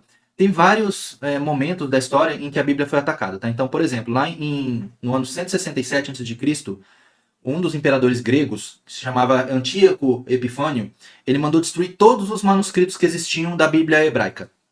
Ele foi lá e profanou o templo, ele construiu um deus grego lá no lugar do templo, ele sacrificou um porco no altar, ele profanou o templo inteiro. E ele mandou destruir tudo que existia escrito dos manuscritos do Antigo Testamento. Só que ele não conseguiu destruir tudo, porque a gente tem ainda até hoje, né, os manuscritos, aí eu vou falar já sobre eles. Tá? No ano 303, o imperador romano Diocleciano, vendo o crescimento dos cristãos, ele mandou queimar tudo que existia também sobre a Bíblia, sobre os manuscritos de Paulo, as cartas, tudo. Ele mandou queimar tudo. Ele não conseguiu também. Porque a gente até hoje tem os manuscritos aí preservados e eu também vou mostrar isso para vocês. E no ano 1700, isso é curioso, Voltaire, que era um filósofo, talvez alguém já tenha estudado sobre ele disse o seguinte, eu vou citar aqui, abre aspas. Dentro de 100 anos, a Bíblia e o cristianismo serão varridos da existência e passarão à história. Isso foi o que ele disse, lá em mais ou menos no ano 1700. 50 anos depois, Voltaire morreu. E Voltaire, a gente sabe que ele existe, né? Tem algumas coisas sobre ele ainda. Mas a importância daquilo que ele escreveu, ele já praticamente não existe. E aí o que se diz, né? Que dentro de 50 anos, o que aconteceu foi que Voltaire ele foi varrido. E ele passou a não ser uma figura relevante mais para a sociedade, ele morreu. Inclusive, na casa dele, foi construída uma editora que publica bíblias. Olha que curioso. Não mexe com Deus, isso é problema. Aí tem um texto lá de Mateus 24, que Jesus fala, né? Céus e terra passarão, mas as minhas palavras não passarão. A questão da transformação, né? A capacidade de transformar o ser humano. Isso aqui é algo que a Bíblia tem, que é única. Dizem, né, que se você der só a Bíblia para um monte de presidiários, daqueles mais perigosos, lerem, você não tem como não ter alguns deles transformados. E a gente tem evidências disso, né? De pessoas que eram terríveis, mas que foram transformadas ao lerem a Bíblia. E a questão da atualidade do texto. A Bíblia é um livro antigo, eu já falei, mas o texto ele tem aplicações até hoje para nós. Você não acha isso em literatura nenhuma. E eu vou dar um exemplo para vocês que está lá em 2 Timóteo 3, de 1 a 5. Eu vou pôr isso na tela aqui para vocês lerem comigo. 2 Timóteo 3. Olha o que Paulo diz para Timóteo na época dele. Pensa que isso foi escrito lá pelo ano 70, 80, 90, alguma coisa assim, tá? Paulo falando para Timóteo. Sabe, porém, isto. Deixa eu pôr na versão melhor, vai, mais fácil de ler. Saiba disso. Nos últimos dias, agora ele está falando dos nossos dias, sobrevirão tempos terríveis. Pensa, Paulo viveu o tempo da perseguição, das arenas, da fogueira. E ele olha para os nossos dias profeticamente, e ele olha para nós e fala, o dia desse pessoal aí vai ser terrível. Então veja como era a visão de Paulo sobre os nossos dias. Homens serão egoístas, avarentos, presunçosos, arrogantes, blasfemos, desobedientes aos pais, ingratos, ímpios, sem amor pela família, irreconciliáveis, caluniadores, sem domínio próprio, cruéis, inimigos do bem, traidores, precipitados, soberbos, mais amantes dos prazeres do que amigos de Deus, tendo aparência de piedade. Ou seja, eles fingem que são piedosos, que temem a Deus, mas negando o seu poder. Afaste-se também destes. Eu acho que isso é bem atual.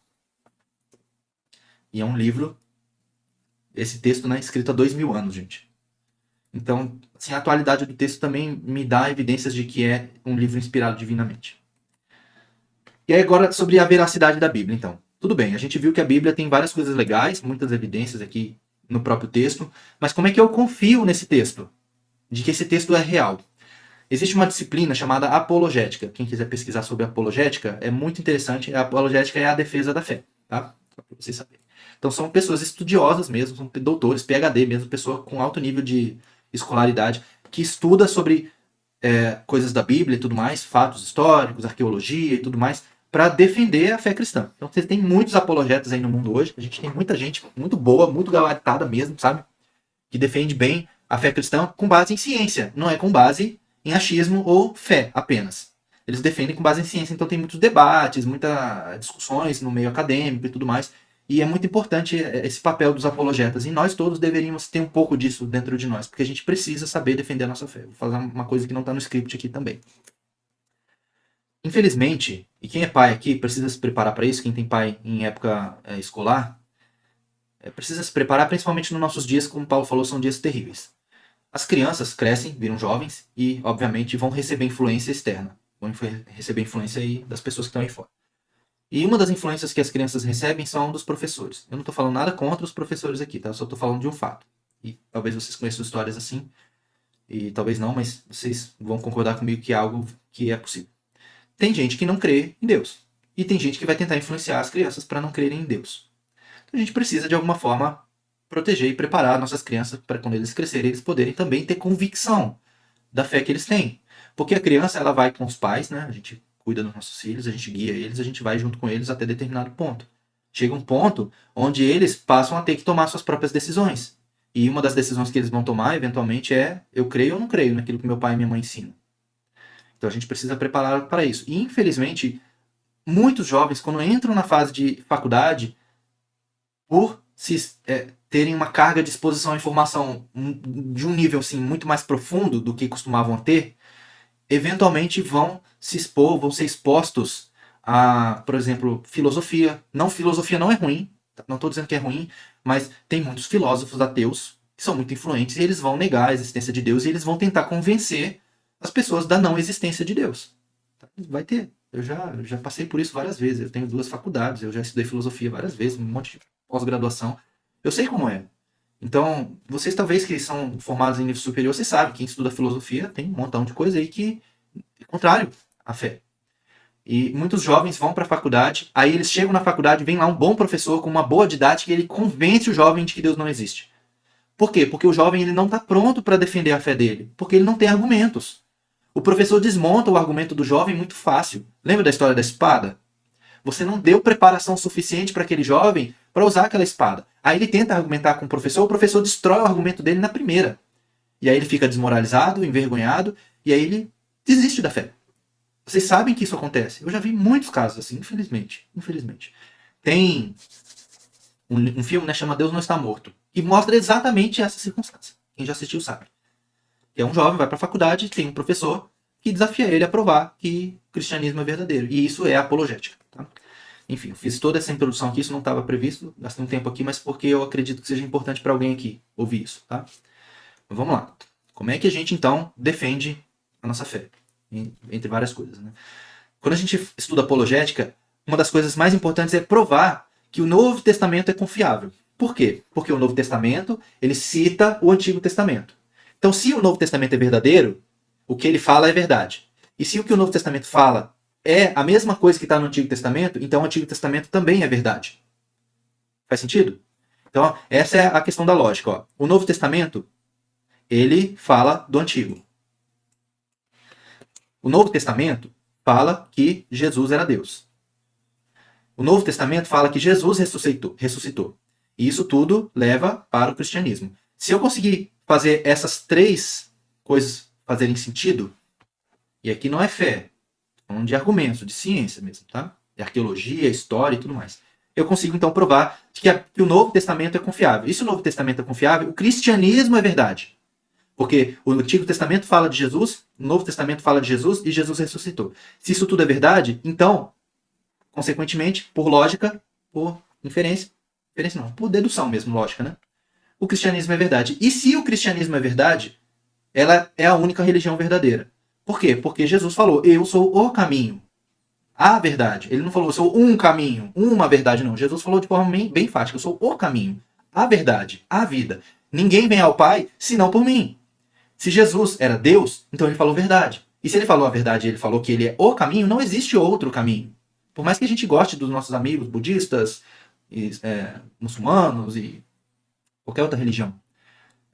Do ponto de vista de religião, não pode existir duas religiões verdadeiras. Não nesse sentido, porque se a gente tem a verdade na Bíblia, e a Bíblia diz que Jesus é o caminho, então não pode existir outro caminho. Faz sentido isso? É uma questão de lógica. Não tenho nada contra as pessoas de outras religiões, absolutamente nada. Amo todos. Mas gostaria que todos fossem cristãos, porque eu creio que o cristianismo é a verdade. E se eu creio que isso é bom para mim, eu quero que isso seja bom para as outras pessoas também. Tá? Essa aqui é a minha lógica aqui. Então a gente agora precisa entender isso. Como a gente faz isso? Primeira coisa, vamos ver se o Novo Testamento é confiável. Uma das principais evidências de que o Novo Testamento é confiável é a questão das evidências que a gente tem que os fatos do Novo Testamento aconteceram. E uma das formas da gente provar isso é através do exame das evidências. E quem é perito criminal, não sei se alguém aqui é perito criminal, mas quem conhece um pouco dessa parte de perícia criminal sabe que quanto mais próxima do fato é a evidência, melhor. Por exemplo, aconteceu um crime agora. E eu tenho uma pessoa que relatou esse crime 5 minutos depois que o crime aconteceu. Então, a memória dessa pessoa está fresca, ela está descrevendo o fato que acabou de acontecer, então essa evidência ela é muito boa. É diferente se acontecer um crime, por exemplo, vou dar um exemplo, tá? Aconteceu um assassinato. Passou 3 meses, e aí eu vi pela primeira vez o assassinato, o corpo da pessoa morta. E aí eu vou lá e faço o relato. Essa evidência, ela tem 3 meses já. Mas, assim, eu não vi acontecer, eu não sei como aconteceu, eu só sei que aconteceu. Então, quanto mais distante do fato é a evidência, menos forte é essa evidência. Não quer dizer que isso não seja fato, não seja verdade, tá? Mas quanto mais próximo do fato, melhor. Tá? E isso é o que a gente faz quando a gente analisa as evidências do Novo Testamento. Os manuscritos que a gente tem do Novo Testamento, a gente tem manuscritos muito próximos do fato. A gente tem manuscritos que foram encontrados com textos do Novo Testamento que eles foram datados próximo do ano 70 depois de Cristo. O ano 70. Jesus morreu no ano 30, mais ou menos. 30 a 33, tá? Aí tem divergências, tá? Quando foi, de fato, a morte de Jesus. Então, do ano 30 até o ano 70, tem 40 anos de diferença. Provavelmente, as pessoas que viveram durante a época que Jesus estava vivo, aqui no ano 70, ainda estavam vivas. E elas relatando aquilo que foi escrito, aquilo que aconteceu, isso foi escrito, se torna uma evidência muito boa. Não existe evidência de nada da história antiga com uma proximidade tão grande quanto os escritos do Novo Testamento. Não tem, tá? De história antiga. Você vai ter textos escritos muitos anos depois, fazendo relação a fatos que aconteceram muitos anos antes. E o Novo Testamento não, a gente tem textos aí com 40 anos de diferença. Isso é muito próximo do fato. A gente tem a citação dos pais da igreja. Quem são os pais da igreja? Os pais da igreja são os discípulos dos apóstolos. Então você tem João, João teve seus apóstolos. Você tem Pedro, seus discípulos. Aí você tem Pedro, Pedro teve os seus discípulos. Aí você tem Paulo, Paulo teve seus discípulos. Essas pessoas são chamadas pais da igreja. Essas pessoas viveram no tempo que os apóstolos estavam vivos e eles escreveram muita coisa sobre o que os apóstolos ensinaram. Então imagina assim, ó, você tem lá um pai da igreja chamado Tertuliano. Foi o apóstolo João que fez o discipulado dele. Ele era discípulo do apóstolo João. João, aquele que viu Jesus, que deitou no peito de Jesus, que estava na cruz com Jesus. Essa pessoa. Ele foi lá e ensinou coisas para Tertuliano. Aí Tertuliano escreve sobre o que João ensinou para ele. É muito próximo da evidência. Tertuliano ele escreveu sobre o que ele aprendeu com uma testemunha ocular. João viu Jesus. Ele viveu com Jesus. Sabe? Então, assim, é muito boa essa evidência. É muito próxima do fato. Tem detalhes de um fato que só podem ser dados por uma testemunha ocular. E você tem muitas testemunhas oculares do que Jesus fez. E os relatos do que essas testemunhas viram, está tudo registrado em manuscritos. Coisas que existem provas hoje. Você tem um manuscrito escrito. Não é só uma história contada. Não, tem um texto escrito, um documento, sabe? Há detalhes que se perderiam se dependêssemos de uma única testemunha. E você tem muitas testemunhas. E você não tem isso para nenhum outro texto de história antiga. Não tem. Só o Novo Testamento tem tantas evidências tão próximas, né? Tem aqui esse gráfico aqui para mostrar isso, né? Eu tenho um evento aqui, eu tenho um evento, e aí logo em seguida eu tenho a evidência. Passou algum tempo? Até passou. 30 anos é muito tempo? Não. Se a gente for pensar bem, dependendo do fato, não é muito tempo. Vou dar um exemplo para vocês. Vamos imaginar que tem alguém aqui que já é mais velho e tenha vivido na época da Segunda Guerra Mundial. Imagina uma pessoa que esteve na Segunda Guerra Mundial e que está viva hoje ainda. Vocês acham que o testemunho dessa pessoa a respeito do que ela viu na guerra é válido hoje? Passou 70 anos já, né, da guerra, da Segunda Guerra. 1945 ali, a gente passou 70 anos, pelo menos, né? Mais de 70, 80. Enfim, um tempão. Vocês acham que se uma pessoa lá que estava no meio da guerra viesse hoje contar a história dela, seria uma história confiável? O que vocês acham? Escrevam aí no chat para mim, para não ficar só eu falando aqui. Sim? Eu acho que sim. A pessoa foi testemunha ocular, ela viveu aquilo. Agora vamos pegar um outro exemplo. Vamos imaginar que o seu pai foi para a guerra. E ele contou para você como foi a guerra. E ele contou com detalhes e tudo mais, e você lembra bem da história contada pelo seu pai, mas o seu pai já morreu. Mas o que ele contou para você seria uma evidência daquilo que aconteceu de fato na guerra? O que vocês acham? Também, né? É mais ou menos isso que a gente está falando aqui. Por exemplo, os pais da igreja, eles não viram Jesus. Mas eles viram quem viu Jesus. Eles conheceram quem conheceu Jesus. Sabe? Então no ano 100, mais ou menos no ano 100, que é o ano que a gente tem os manuscritos dos pais da igreja, é muito provável que essas pessoas, eles conheceram os apóstolos, eles tiveram esse contato com eles direto, né? Enfim, então a gente tem essas evidências muito próximas dos fatos, né? E aí alguém vai dizer, mas já passou 2000 anos. Mas aí você tem, dentro da criminalística, essa frase aqui que é muito legal também, que é muito verdadeira.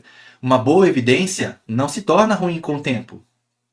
Não é porque passou muito tempo, desde que a evidência foi relatada, que a evidência se tornou ruim. O que faz uma evidência ser ruim é se ela fosse dada, tipo, agora, assim, ó. Sei lá no ano 1800 foi escrito o primeiro relato sobre a ressurreição. Imagina, se aqui, ó, mais ou menos aqui, no ano 1800, fosse escrito qualquer coisa, aí de fato, né, mas passou 1800 anos desde a ressurreição para ser o primeiro relato, né? Imagina que foi aqui, 1800 anos depois. Aí de fato, né, já não é uma evidência tão boa assim, apesar de também ser uma evidência, mas não é tão boa, tá? A qualidade da evidência não é definida pelo lapso temporal, ou seja, não importa quanto tempo passou. Aí só para ter algumas comparações aqui para vocês, tá? Aqui tem os filósofos gregos, aqui, são pessoas que são respeitadas no meio acadêmico, no meio filosófico, e ninguém questiona os escritos dessas pessoas como sendo verdade. Todo mundo aceita como verdade. Por exemplo, o que Aristóteles disse é aceito como verdade. No entanto, olha só, eu tenho aqui, por exemplo, Aristóteles, né? Ele viveu nesse período aqui, ó, de 384 a 322 a.C. Porém, a cópia mais antiga sobre os escritos de Aristóteles é do ano 1100, depois de Cristo. Ou seja, passou 1400 anos até que tivesse a primeira prova escrita do que Aristóteles disse. E ninguém questiona o que Aristóteles fala. E, inclusive, só existem 49 cópias desses manuscritos de Aristóteles. Vou pegar outro fato famoso aqui, ó. Platão. Platão viveu entre 427 a 347 a.C. Porém, a cópia mais antiga dos escritos de Platão é do ano 900 depois de Cristo, ou seja, passou 1.200 anos. E só tem 7 cópias desse manuscrito. E ninguém questiona isso. Ninguém diz, não, Platão não existiu. Ninguém tem essa dúvida. Todo mundo afirma, não, Platão, ó, top. Agora o Novo Testamento. Foi escrito no ano 50 a 90, mais ou menos. Ou seja, os escritos mais antigos, né, o manuscrito mais antigo do Novo Testamento completo é do ano 130 depois de Cristo. Ou seja, passou 40 anos apenas desde que foi escrito. E a gente tem 5.500 cópias desses manuscritos. A gente tem a cópia, o documento. Existem 5.500 manuscritos reais, documento, nos museus do Novo Testamento. E as pessoas questionam. Não, isso aqui é falso, não pode ser verdade. Peraí. A gente não questiona um documento que tem 1.200 anos de distância entre o autor e o escrito, que só tem 7 cópias desse documento, e a gente acha que está tudo certo. Agora o Novo Testamento, que a gente tem 5.500 cópias, que só tem 40 anos de diferença entre o manuscrito e o escrito de fato. E a gente acha que é mentira. Sim. É algo que a gente precisa pensar a respeito. Outras coisas que dão confiabilidade no Novo Testamento. E no Antigo também, mas mais pro Novo aqui, tá? Porque a gente está tentando provar se o Novo Testamento é verdadeiro, né? Existem muitas histórias embaraçosas no Novo Testamento. Por exemplo, tá? Pedro. Pedro é um personagem extremamente importante. Tanto para os cristãos como para a história da igreja lá em Israel e para a igreja católica, principalmente, né? A igreja católica atribui a Pedro o primeiro papa. E se alguns vão dizer assim, mas a igreja católica adulterou a Bíblia. Se a igreja católica tivesse adulterado a Bíblia, por que eles deixaram todos os relatos embaraçosos sobre Pedro? Tem várias histórias embaraçosas sobre Pedro. Pedro negou Jesus, Pedro afundou na água por falta de fé, Pedro foi chamado de Satanás por Jesus, Pedro fugiu quando Jesus foi crucificado e foi preso. São histórias embaraçosas. Por que isso está lá no texto, então? Se ele foi adulterado. Eu poderia ter adulterado o texto e dizer assim, não, Pedro estava ao pé da cruz e foi com Jesus até o fim. Pedro não negou Jesus. Pedro foi o super-herói da fé. Eu poderia ter adulterado o texto se eu quisesse validar a minha premissa de que Pedro era uma pessoa boa. E a gente vê que Pedro não era uma pessoa boa. E a Bíblia não faz questão de esconder isso.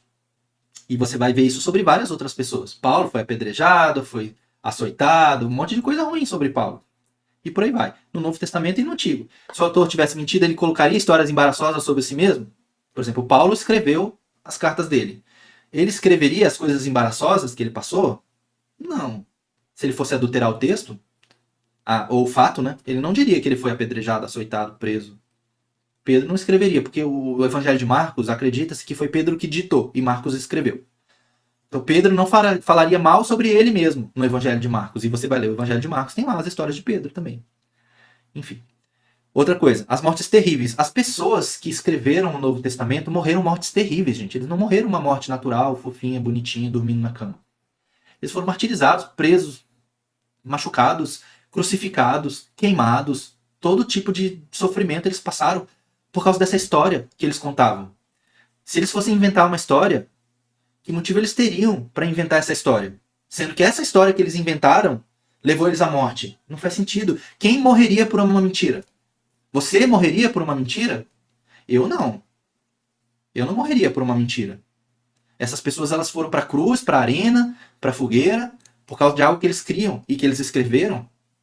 Então não faz sentido. Se fosse mentira, se fosse falso o relato, eles não teriam morrido por isso, né?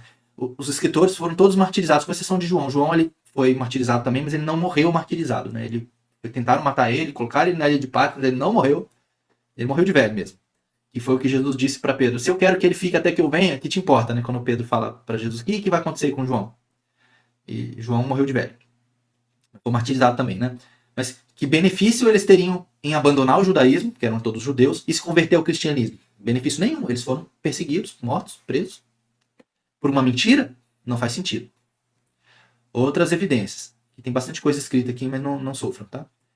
No Novo Testamento, existem 84 fatos históricos confirmados no livro de Atos. Então tem 84 coisas citadas no livro de Atos. Nome de pessoas, nome de lugares, as rotas marítimas, características geográficas, um monte de coisa que é confirmado historicamente e arqueologicamente. No Evangelho de João tem 60 desses fatos, que são confirmados arqueologicamente, historicamente.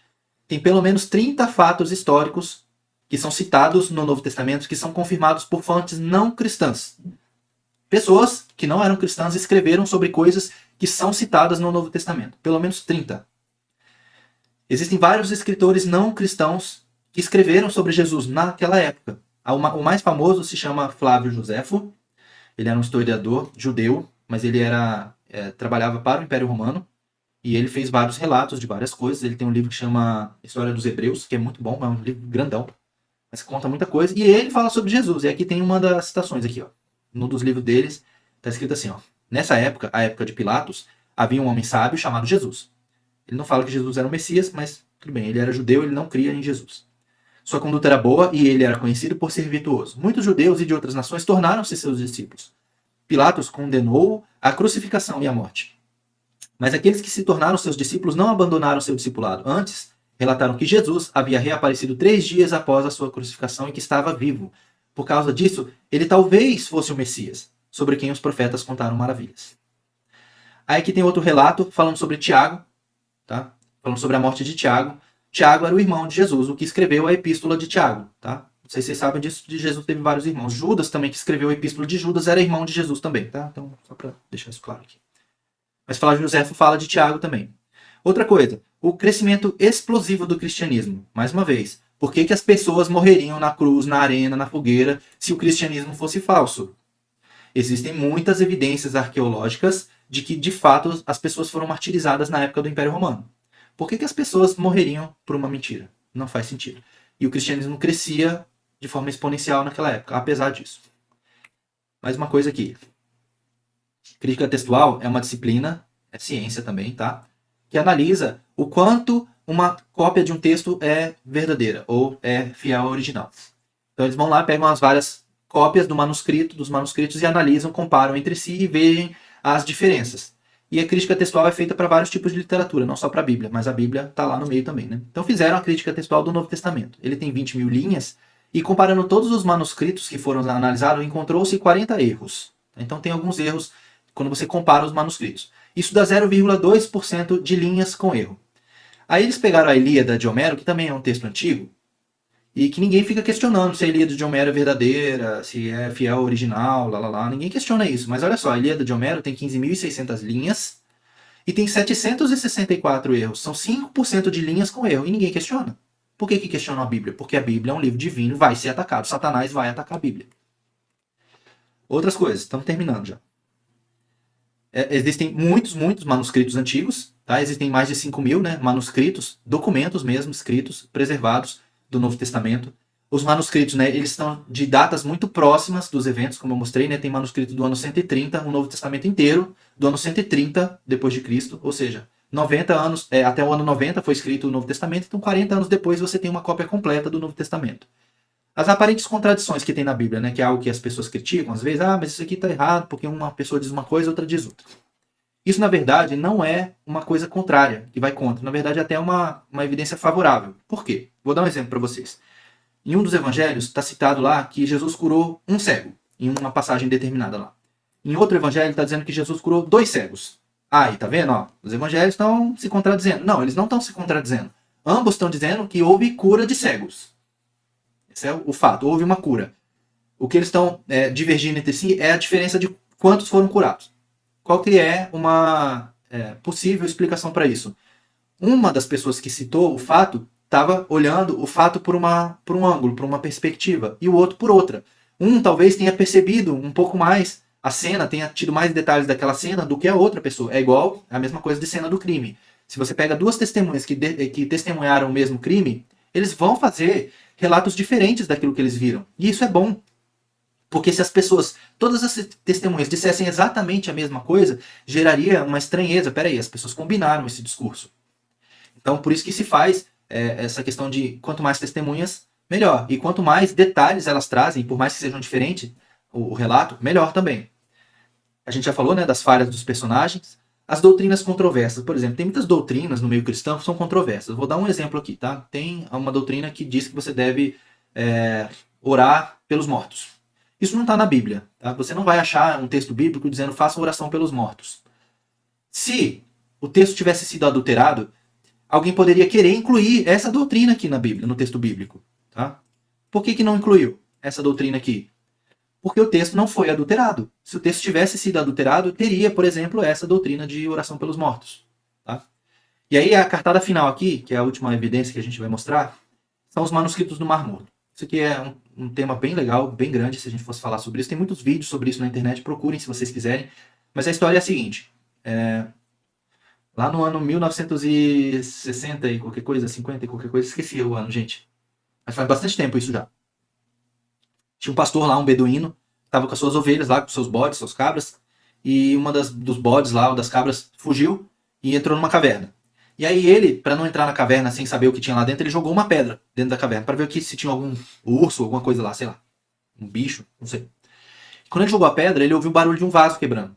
Aí ele entrou lá dentro e ele achou um monte de vasos. E dentro desses vasos tinha um monte de manuscritos, documentos antigos escritos e preservados dentro de vasos. Isso era algo que era feito antigamente para preservar os manuscritos, né? Inclusive para esconder eles desses ataques que foram feitos. E desses manuscritos tinha muitos que eram da Bíblia, monte. Inclusive tem uma cópia completa do livro de Isaías lá. Tá? Esses manuscritos eles foram datados do ano 200 a.C. até o ano 70 depois de Cristo. Você tem trechos de todos os livros da Bíblia, com exceção do livro de Esther. Você tem trechos lá nos manuscritos de todos os livros. Gente, coisa datada de antes de Cristo. Então não foi adulterado. Antes de Cristo isso. E esses manuscritos até hoje são estudados e existe uma comprovação muito forte de que esses textos eram realmente textos da Bíblia original. Tá? E inclusive tem aqui uma foto aqui do manuscrito do rolo do livro de Isaías, que está lá num dos museus lá, sei lá das quantas, lá não sei que museu que é. Enfim, deixa eu ir para o final aqui. Toda a Bíblia aponta para uma mesma direção, e isso é o que eu falei da harmonia textual. Toda a Bíblia vai apontar para uma direção, para o plano de Deus, para o plano de salvação e para Jesus. Em toda a Bíblia você encontra Jesus. Semana que vem eu vou mostrar um pouquinho melhor isso, tá? Em toda ela, você vai achar uma imagem, uma sombra, digamos assim, de Jesus. Isso é muito legal de a gente ver como os textos eles são harmoniosos entre si, mesmo os autores não se conhecendo, eles acabaram falando todos na mesma direção. E aí aqui tem um slide aqui que vocês não vão conseguir ler, depois quem quiser me peça, eu passo. Tem onde está Jesus em todos os livros da Bíblia, tá? É bem legal. E agora sim, gente, já passamos do horário aqui. Fica quem quiser para essa parte. A parte que eu queria mostrar para vocês da evidência da veracidade da Bíblia é isso. Tem algumas coisas aqui que eu vou mostrar para vocês que vão mostrar a beleza do texto bíblico e que vocês vão ver que não pode ser por acaso. Mas fica quem quiser, tá bom? Vai ter vídeos no final também, como eu falei. Mas uma das grandes evidências também do texto bíblico ser inspirado por Deus é a beleza do texto. E aí em Gênesis 5 tem uma genealogia, que é essa daqui. E aí na genealogia de Sete tem todas essas pessoas que estão aqui. E isso é muito legal. Vocês normalmente não gostam de ver genealogia, né? Eu também não gosto porque é chato, né? Fulano teve um filho, e que teve outro filho, e que teve outro filho, e que teve outro filho, assim por diante. Por que isso está na Bíblia? Só para deixar claro, tá? Tem vários motivos, mas um deles é porque eles não tinham cartório. Então, para questões de herança, de propriedade e várias outras coisas de tradição, de famílias e tudo mais, eles registravam as genealogias. Então tem a genealogia de Sete aqui. E aí você tem aqui o nome em hebraico, você tem o nome em português e o significado do nome. Todo nome em hebraico tem um significado. Então, primeiro tem Adão, que significa homem. Depois você tem Sete, significa apontado, determinado. Depois você tem Enos, Enos significa mortal. Depois tem Cainã, Cainã significa desgraça, pena e aflição. Depois você tem Maalalel, que significa o santo Deus. Depois tem Jered, que significa descerá. Depois você tem Enoque, Enoque significa ensinando. Depois você tem Matusalém, Matusalém significa sua morte trará. E aí ele teve um filho chamado Lameque, que significa desesperado ou sem esperança. E Lameque teve um filho chamado Noé, que significa descanso ou conforto. Tá, e daí? O que isso tem a ver? Se você lê a genealogia de Sete, se você lê na direção aqui, você tem uma mensagem, que é mais ou menos essa aqui, ó. Ao homem está determinada uma mortal penalidade, mas o santo Deus descerá, ensinando que a sua morte trará ao sem esperança o descanso. Então aqui você tem o Evangelho, em Gênesis 5. E isso é fantástico, gente. É fantástico. Ah, é por acaso. Não, não pode ser. Não. Porque isso daqui não estamos falando de 50 anos ou de 100 anos. Estamos falando de centenas de anos de linhagem. centenas de anos de linhagem. Então, não pode ser por acaso. Não pode. É muito bonito para ser por acaso. Outra, também bem interessante essa aqui. Questão de simetria da Bíblia. A Bíblia tem muitas simetrias, gente. Se vocês pesquisarem um tema chamado gematria, que é a questão dos números, porque cada letra do alfabeto hebraico equivale a um número. E aí, quando você conta os números de determinados textos, você vê uma série de simetrias no texto bíblico. Mas a simetria da composição da Bíblia é algo fantástico também. Olha só que interessante. Você tem no Antigo Testamento, tá? Que é o Antigo Testamento só, que é o livro judeu. Você tem 17 livros históricos, dividido entre 5 livros da lei, que são esses que estão aqui, e 12 livros de história, que são esses que estão aqui. Esses que estão amarelinhos aqui foram escritos durante o exílio babilônico, quando o povo foi levado cativo para Babilônia. Aí depois, no meio, você tem 5 livros de poesia, sabedoria e louvor, que são esses aqui. Beleza. Do outro lado, você tem 17 livros de profecia. Você tem 5 profetas maiores, que são esses, e você tem 12 profetas menores, que são esses. Inclusive, 3 do período do exílio babilônico. Veja como é simétrico. Os dois lados aqui. É por acaso. Não acho que é por acaso. Aqui tem milhares de anos de história. Não pode ser por acaso. Não pode ser por acaso. Outra. Esse aqui é novo. Os mentores não viram esse aqui também, tá? Tem uma história que chama Akedah e Ishak, que é a história de Isaac. Tá? Akedah, só para você saber, ele está em hebraico aqui, só porque como os judeus gostam de relatar essa história. Akedah é quando o Isaac foi amarrado. Tá? É como se fosse a amarração de Isaac, se eu fosse traduzir em português. Tá? Que é uma história que para o judeu é muito importante. Muito importante. E para nós também é. Eu contei semana passada, fiquei chorando aqui depois. Porque é uma história linda. Mas tem algo além aqui, que eu não contei semana passada. Que não pode ser por acaso também, gente. Essa história é muito, muito antiga. Milhares de anos atrás. Então fala sobre Isaac e Abraão, pai e filho. Abraão diz para Isaac: Deus proverá para si o cordeiro. Quando Isaac pergunta: pai, cadê o sacrifício? Cadê o cordeiro para a gente sacrificar? E ele fala isso, né? A história diz, né, que Isaac, ele era um jovem já, como eu falei. E ele podia ter fugido de Abraão. Abraão era um velhinho. Abraão não conseguiria segurar Isaac para sacrificar ele. Então Isaac deitou, com certeza ele se rendeu ao sacrifício. E aí a gente vai fazer o link com Jesus agora. Jesus também poderia ter fugido. Ele mesmo falou: eu poderia pedir para o meu pai, ele enviaria aqui 12 legiões de anjos para me defender aqui. Mas foi para essa hora que eu vim e eu dou a minha vida voluntariamente. Foi isso que Jesus disse. E ele disse assim, né? Pai, se queres, passa de mim este cálice. Todavia não faça-se a minha vontade, mas a tua. O que Isaac fez? Aqui, mesma coisa. Pai, Abraão, não é o que eu quero, ser sacrificado. Mas se é o que você quer, então seja feita a tua vontade. Você já tem um link com Jesus aqui. E é interessante que é o seguinte, essa parte que eu não contei da história. Depois que acontece lá todo o evento e Deus provê um cordeiro ali, um carneiro, na verdade, né? Não era um cordeiro, é um carneiro, né? Um cordeiro adulto já, né? Não era um bebezinho. E provê um carneiro ali para o sacrifício. Abraão faz o sacrifício, aí eles chamam aquele monte de o Senhor proverá, e Isaac some da história. Isaac não volta com Abraão. Depois você continua lendo o texto, isso está em Gênesis 22, você vai ler o Gênesis 23, cadê Isaac na história? Não tem mais. Ele some, ele desaparece. É interessante isso, né? Ele não voltou com Abraão.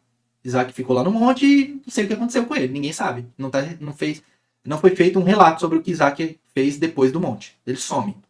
E aí começa uma outra história, que é muito bonita também, que é quando Abraão tá velhinho, ele já sabe que vai morrer, e ele fala pro servo dele, chama Eliezer, ele fala para Eliezer, eu tô morrendo, e eu preciso que você busque uma esposa pro meu filho Isaac, porque ele não tem esposa ainda. E aí Eliezer vai em busca da esposa de Isaac. E essa história é fantástica, gente, é muito legal. E Abraão, ele deu uma condição, ele falou assim, ó, tem que ser meu parente. Não pode ser uma pessoa, uma mulher dos povos aí da região. Eu quero que seja parente. Não pode ser qualquer pessoa, tem que ser da mesma linhagem, tem que ser da mesma família, essa esposa para o meu filho. E Eliezer vai e ele pede um sinal para Deus. Ele fala assim, Senhor, se o Senhor me der um sinal aqui, eu vou crer que o Senhor está comigo nessa missão. Qual que é o sinal? Ele queria que viesse uma mulher tirar a água do poço para ele. E a esposa que Deus quer para o filho dele, que é representado por Isaac, é uma mulher que quer trabalhar, que quer tirar água do poço. E tirar água de poço não é fácil, né? Não sei se alguém já tentou, né? É duro, é um trabalho duro. E, de fato, vem uma mulher lá no poço, chamada Rebeca. E ela vai lá e, voluntariamente, de boa vontade, ela tira a água do poço. E aí Eliezer vai lá, ele prova a história dele com presentes, ele dá muitos presentes para Rebeca. Rebeca, depois ela decide largar a família dela, largar tudo e vir com Eliezer, uma pessoa que ela tinha acabado de conhecer. E aí é o final da nossa história aqui. Quando Rebeca e Isaac eles se encontram pela primeira vez, é amor à primeira vista. É muito bonita a história, gente. E eles se casam no momento que eles se conhecem. A história, tenta imaginar, né? Eles estão vindo, né? Nos camelos, Rebeca com Eliezer e os outros servos. E aí Rebeca vê Isaac de longe e ela pergunta para Eliezer, quem é aquele que está lá? Fala, esse aí é o meu senhor. Ele não fala mais de Abraão como senhor. Ele fala de Isaac como senhor. Como o seu patrão ali, né? E aí eles se encontram, Rebeca e Isaac se encontram, e ali mesmo já se casam. E casado. E, conclusão dessa nossa história, que não pode ser por acaso. É a mesma coisa com Jesus. Jesus se submeteu ao Pai para o sacrifício. Nesse caso, Deus não parou o sacrifício, ele foi até o fim com o sacrifício, sacrificou seu próprio filho, e o filho some da história. Ele some da história. E ele aparece de novo na história quando ele voltar para se casar. E é o que a gente espera. E nós queremos ser essa noiva. Essa noiva que trabalha, a noiva que está ali buscando agradar o seu Senhor. E o Eliezer aqui, ele é símbolo do Espírito Santo, que é o Espírito Santo que traz a igreja para Jesus. Que traz a noiva para Jesus. Ele que vai buscar a noiva. E a noiva não é qualquer pessoa, tem que ser parente. Tem que ser do mesmo sangue. Não pode ser um estranho. Isso não pode ser por acaso, gente. Essa história é linda demais, é muito bonita. E assim, 1000 anos, 2000 anos, 3000 anos antes de Jesus. Para tudo fazer tanto sentido assim, não pode ser por acaso.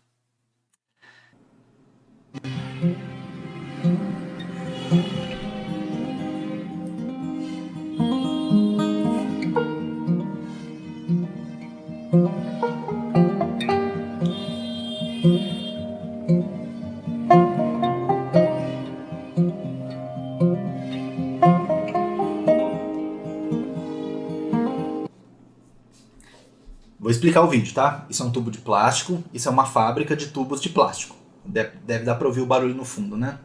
O que está acontecendo com esse tubo? Ele foi colocado numa máquina que chama polariscópio. O que é o polariscópio? O polariscópio é uma máquina que produz luz polarizada. Não vou tentar explicar isso porque isso é uma coisa de física. Se tiver alguém aqui que é físico, vai entender bem. Mas a luz que a gente tem, a luz solar, a luz da lâmpada, é uma onda. Ela é um negócio que faz assim, né? Só que faz isso aqui em todas as direções. A luz polarizada não, é uma luz que tem uma onda que vai sempre na mesma direção. Então, quando você passa alguns objetos translúcidos, ou seja, que permite que a luz entre nele, pela luz polarizada, ele mostra algumas coisas que o olho não consegue ver, porque o nosso olho não enxerga a luz polarizada, ele enxerga a luz normal. Mas quando você põe no polariscópio, você consegue enxergar. Então no tubo de plástico, olha as cores que você consegue ver no tubo de plástico, né? Praticamente tem todas as cores aqui. Isso é interessante por si só, né? Mas o que isso tem a ver com a Bíblia? Lá em Apocalipse 21, do verso 18 ao verso 20, tem o seguinte texto. João descrevendo a muralha da cidade santa, tá? Da Nova Jerusalém. A muralha é feita de jaspe e a cidade é de ouro puro, semelhante ao vidro límpido. Os alicerces da muralha da cidade estão enfeitados de todo tipo de pedras preciosas. O primeiro alicerce é de jaspe, o segundo de safira, o terceiro de calcedônia, o quarto de esmeralda, o quinto de sardônio, o sexto de sárdio, o sétimo de crisólito, o oitavo de berilo, o nono de topázio, o 10º de crisópraso, o 11º de jacinto e o 12º de ametista. Tá. O que isso tem a ver com essa história toda? Pensa, João escreveu isso aqui lá pelo ano 80, 90 mais ou menos. Não existia um polariscópio nessa época, né? E o que isso tem a ver com polariscópio? Considerado aí pelos estudiosos do tema de pedras preciosas, que é a gemologia, existem 28 pedras consideradas preciosas. Algumas pedras são chamadas de anisotrópicas e outras são chamadas de isotrópicas. Qual que é a diferença entre essas duas pedras? Isso é um pouco técnico, mas tenham paciência, vocês já vão entender. As isotrópicas, a luz passa direto por essas pedras, ela não reflete nada. E as anisotrópicas, elas refletem luz. Então, por que isso tem a ver com gemologia? Porque um gemólogo, uma pessoa que estuda a pedra preciosa ou que avalia a pedra preciosa, para ele saber se aquela pedra é de fato aquela pedra, ele passa ela por um polariscópio. Por exemplo, um diamante é uma pedra isotrópica, ou seja, não reflete a luz no polariscópio. Então, quando ele pega um diamante, coloca no polariscópio e olha para dentro do diamante, ele vê preto, ele não vê nada, porque a luz passa direto pelo diamante e não reflete nada de volta para o olho dele. Isso vai funcionar para diamante, para rubi e outras pedras preciosas. Existem, dessas 28, 16 que são anisotrópicas, ou seja, quando você joga a luz polarizada nela, a luz bate dentro da pedra e reflete para todos os lados dentro da pedra, e aí produz várias cores. Existem 16 pedras anisotrópicas. E aqui na muralha da Nova Jerusalém, a gente tem 12 pedras que todas são anisotrópicas, ou seja, todas elas refletem luz. E olha só como que cada pedra é vista dentro de um polariscópio. Olha como as cores, elas são bonitas, o formato é um padrão. É interessante, né? No mínimo, né? E pensa só, gente, como que João ia saber que essas 12 pedras são pedras que refletem uma luz pura? Porque a luz polarizada é como se fosse uma luz pura. Uma luz sem interferências. É uma luz que vai sempre na mesma direção. Aí se a gente fizer uma interpretação um pouco alegórica disso, a gente vai entender o seguinte: Deus é luz pura. E a luz que vai ter na cidade celestial não é o sol, é o próprio Deus. E Deus, quando refletia a luz dele nas pedras, é essas cores que a gente vai ver. Como que João podia saber disso, gente? João não tinha como saber. João não tinha como saber. E aí você vai dizer que isso foi coincidência? Qual que é a probabilidade de João ter escolhido para escrever o texto 12 pedras das 16 que são anisotrópicas? É mínima. A cidade celestial ela vai ser enfeitada com uma beleza que o nosso olho humano não consegue ver, mas que com a luz de Deus a gente vai conseguir ver. Sabe, isso é coisas fantásticas da Bíblia. Fantásticas. O que a gente tem agora, então? A gente precisa ter alguma coisa para fazer. A gente precisa amar a palavra de Deus, gente. A gente tem que começar. Se você ainda não começou, comece. Comece a ler. Mesmo que seja um capítulo por dia. Comece. Ler, estudar, meditar e viver a palavra de Deus. Não é só um livro para ler. É um livro para você meditar e para você viver. Comece com o Novo Testamento. É muito mais fácil de ler o Novo Testamento. Comece com uma tradução mais simples da Bíblia. Não pega as versões que são mais acadêmicas, a Almeida, corrigida. Pega a nova versão internacional ou a nova versão transformadora, a linguagem bem mais moderna, bem mais atual. Não tem problema. Não tem problema. Não fique procurando revelação no texto, né? Eu mostrei algumas coisas escondidas no texto aqui para vocês, mas não fique procurando por isso. Leia o texto. O texto por si só é lindo. É lindo. O texto por si só já te transforma totalmente. E aí, num segundo momento, você mergulha um pouco mais. Se você encontrar algo que te chama a atenção, aí sim, aí você para, anota, pesquisa. E ore para Deus te dar entendimento. Não abra mão de ler a Bíblia. Se você fez um compromisso de ler um capítulo por dia, leia um capítulo por dia. Se você perder mais de 2 dias seguidos da tua meta de leitura, você vai se complicar. Então não perca mais que 2 dias seguidos. Se você perder um dia, no outro dia você compensa. Mas não perca 2 dias seguidos, tá bom? Essas são as dicas para quem quer começar a ler a Bíblia. É possível ler a Bíblia todos os dias, gente. É possível. É só a gente querer. Tá bom? É isso então. Para quem vai sair, muito obrigado pelo seu tempo aí. Espero que tenha sido boa essa nossa reunião de hoje. Todo esse conteúdo, né? Muita coisa, eu sei. Mas espero que tenha feito sentido e tenha te ajudado a crer mais que a Bíblia é um livro confiável. Semana que vem a gente finaliza esse tema, tá? E para quem vai ficar, temos o vídeo que eu vou pôr já já.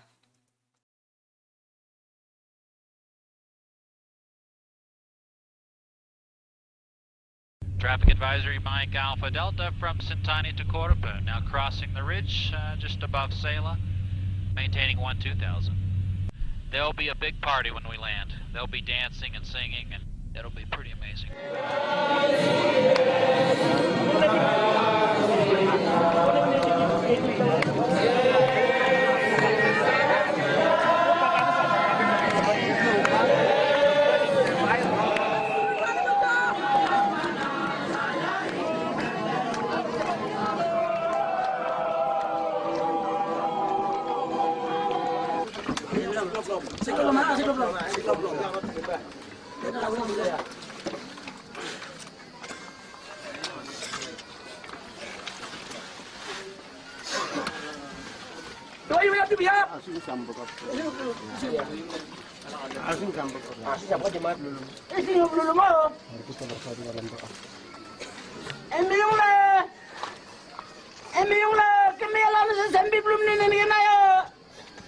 Hindi nang lumarong norwal na mukanda.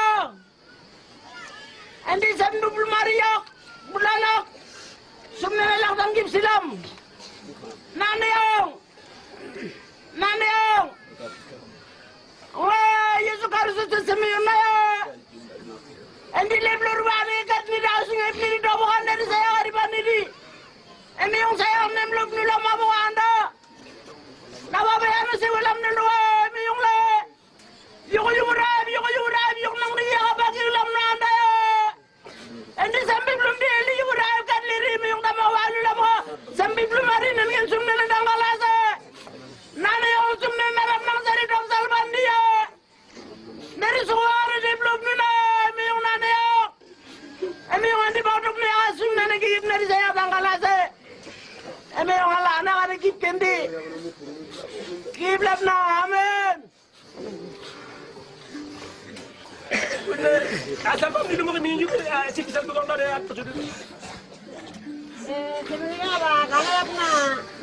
And then they handed it off to the older believers, and one of the ladies, just spontaneously, I don't think they had planned for her to say anything, but she just said, we have taken God's word, we've accepted it, we've put it into our hearts, and now we're going to give it to you young people who need to also take it and accept it and walk with God as He teaches in this Bible. You know, so they handed it off to the younger believers, and you know, the crying and the sobbing that took place there was just, it was something totally unexpected to me, because I knew they would be happy. But the emotion that came out was just so overwhelming to me. I thought, we have no idea. You know, we have had the Word of God for so long. We have taken it for granted. We have resources, we have translations, we have, you know, all these different things, and we don't cherish it. We don't realize what a precious gift we have and hold in our hands. And these guys were realizing that and saying, God, you've come to us through the Word.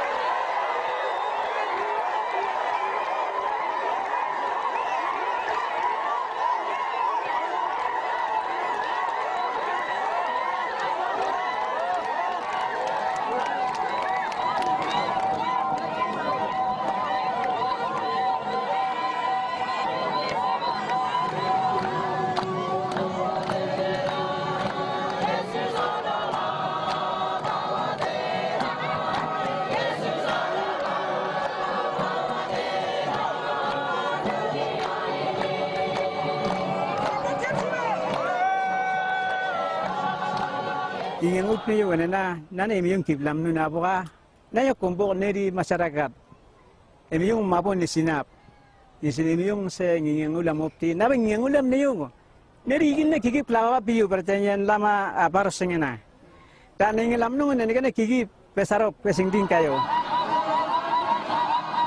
The Kimyals always had a love for the Word. They had prepared this ark sort of thing for the Bibles to be put in.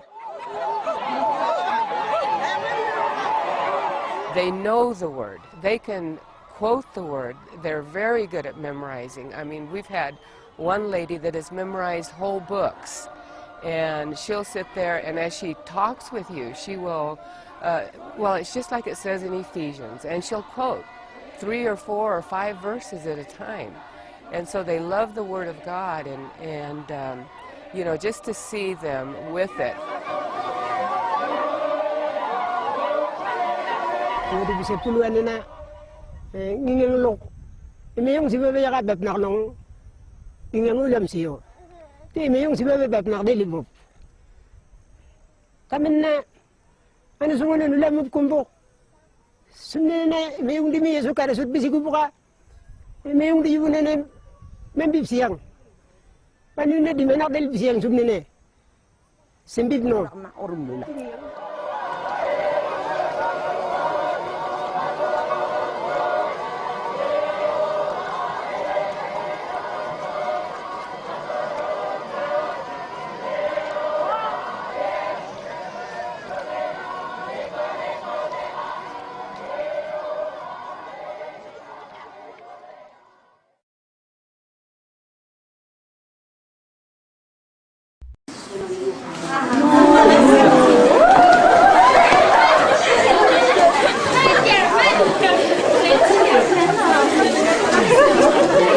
感谢主了，感谢主。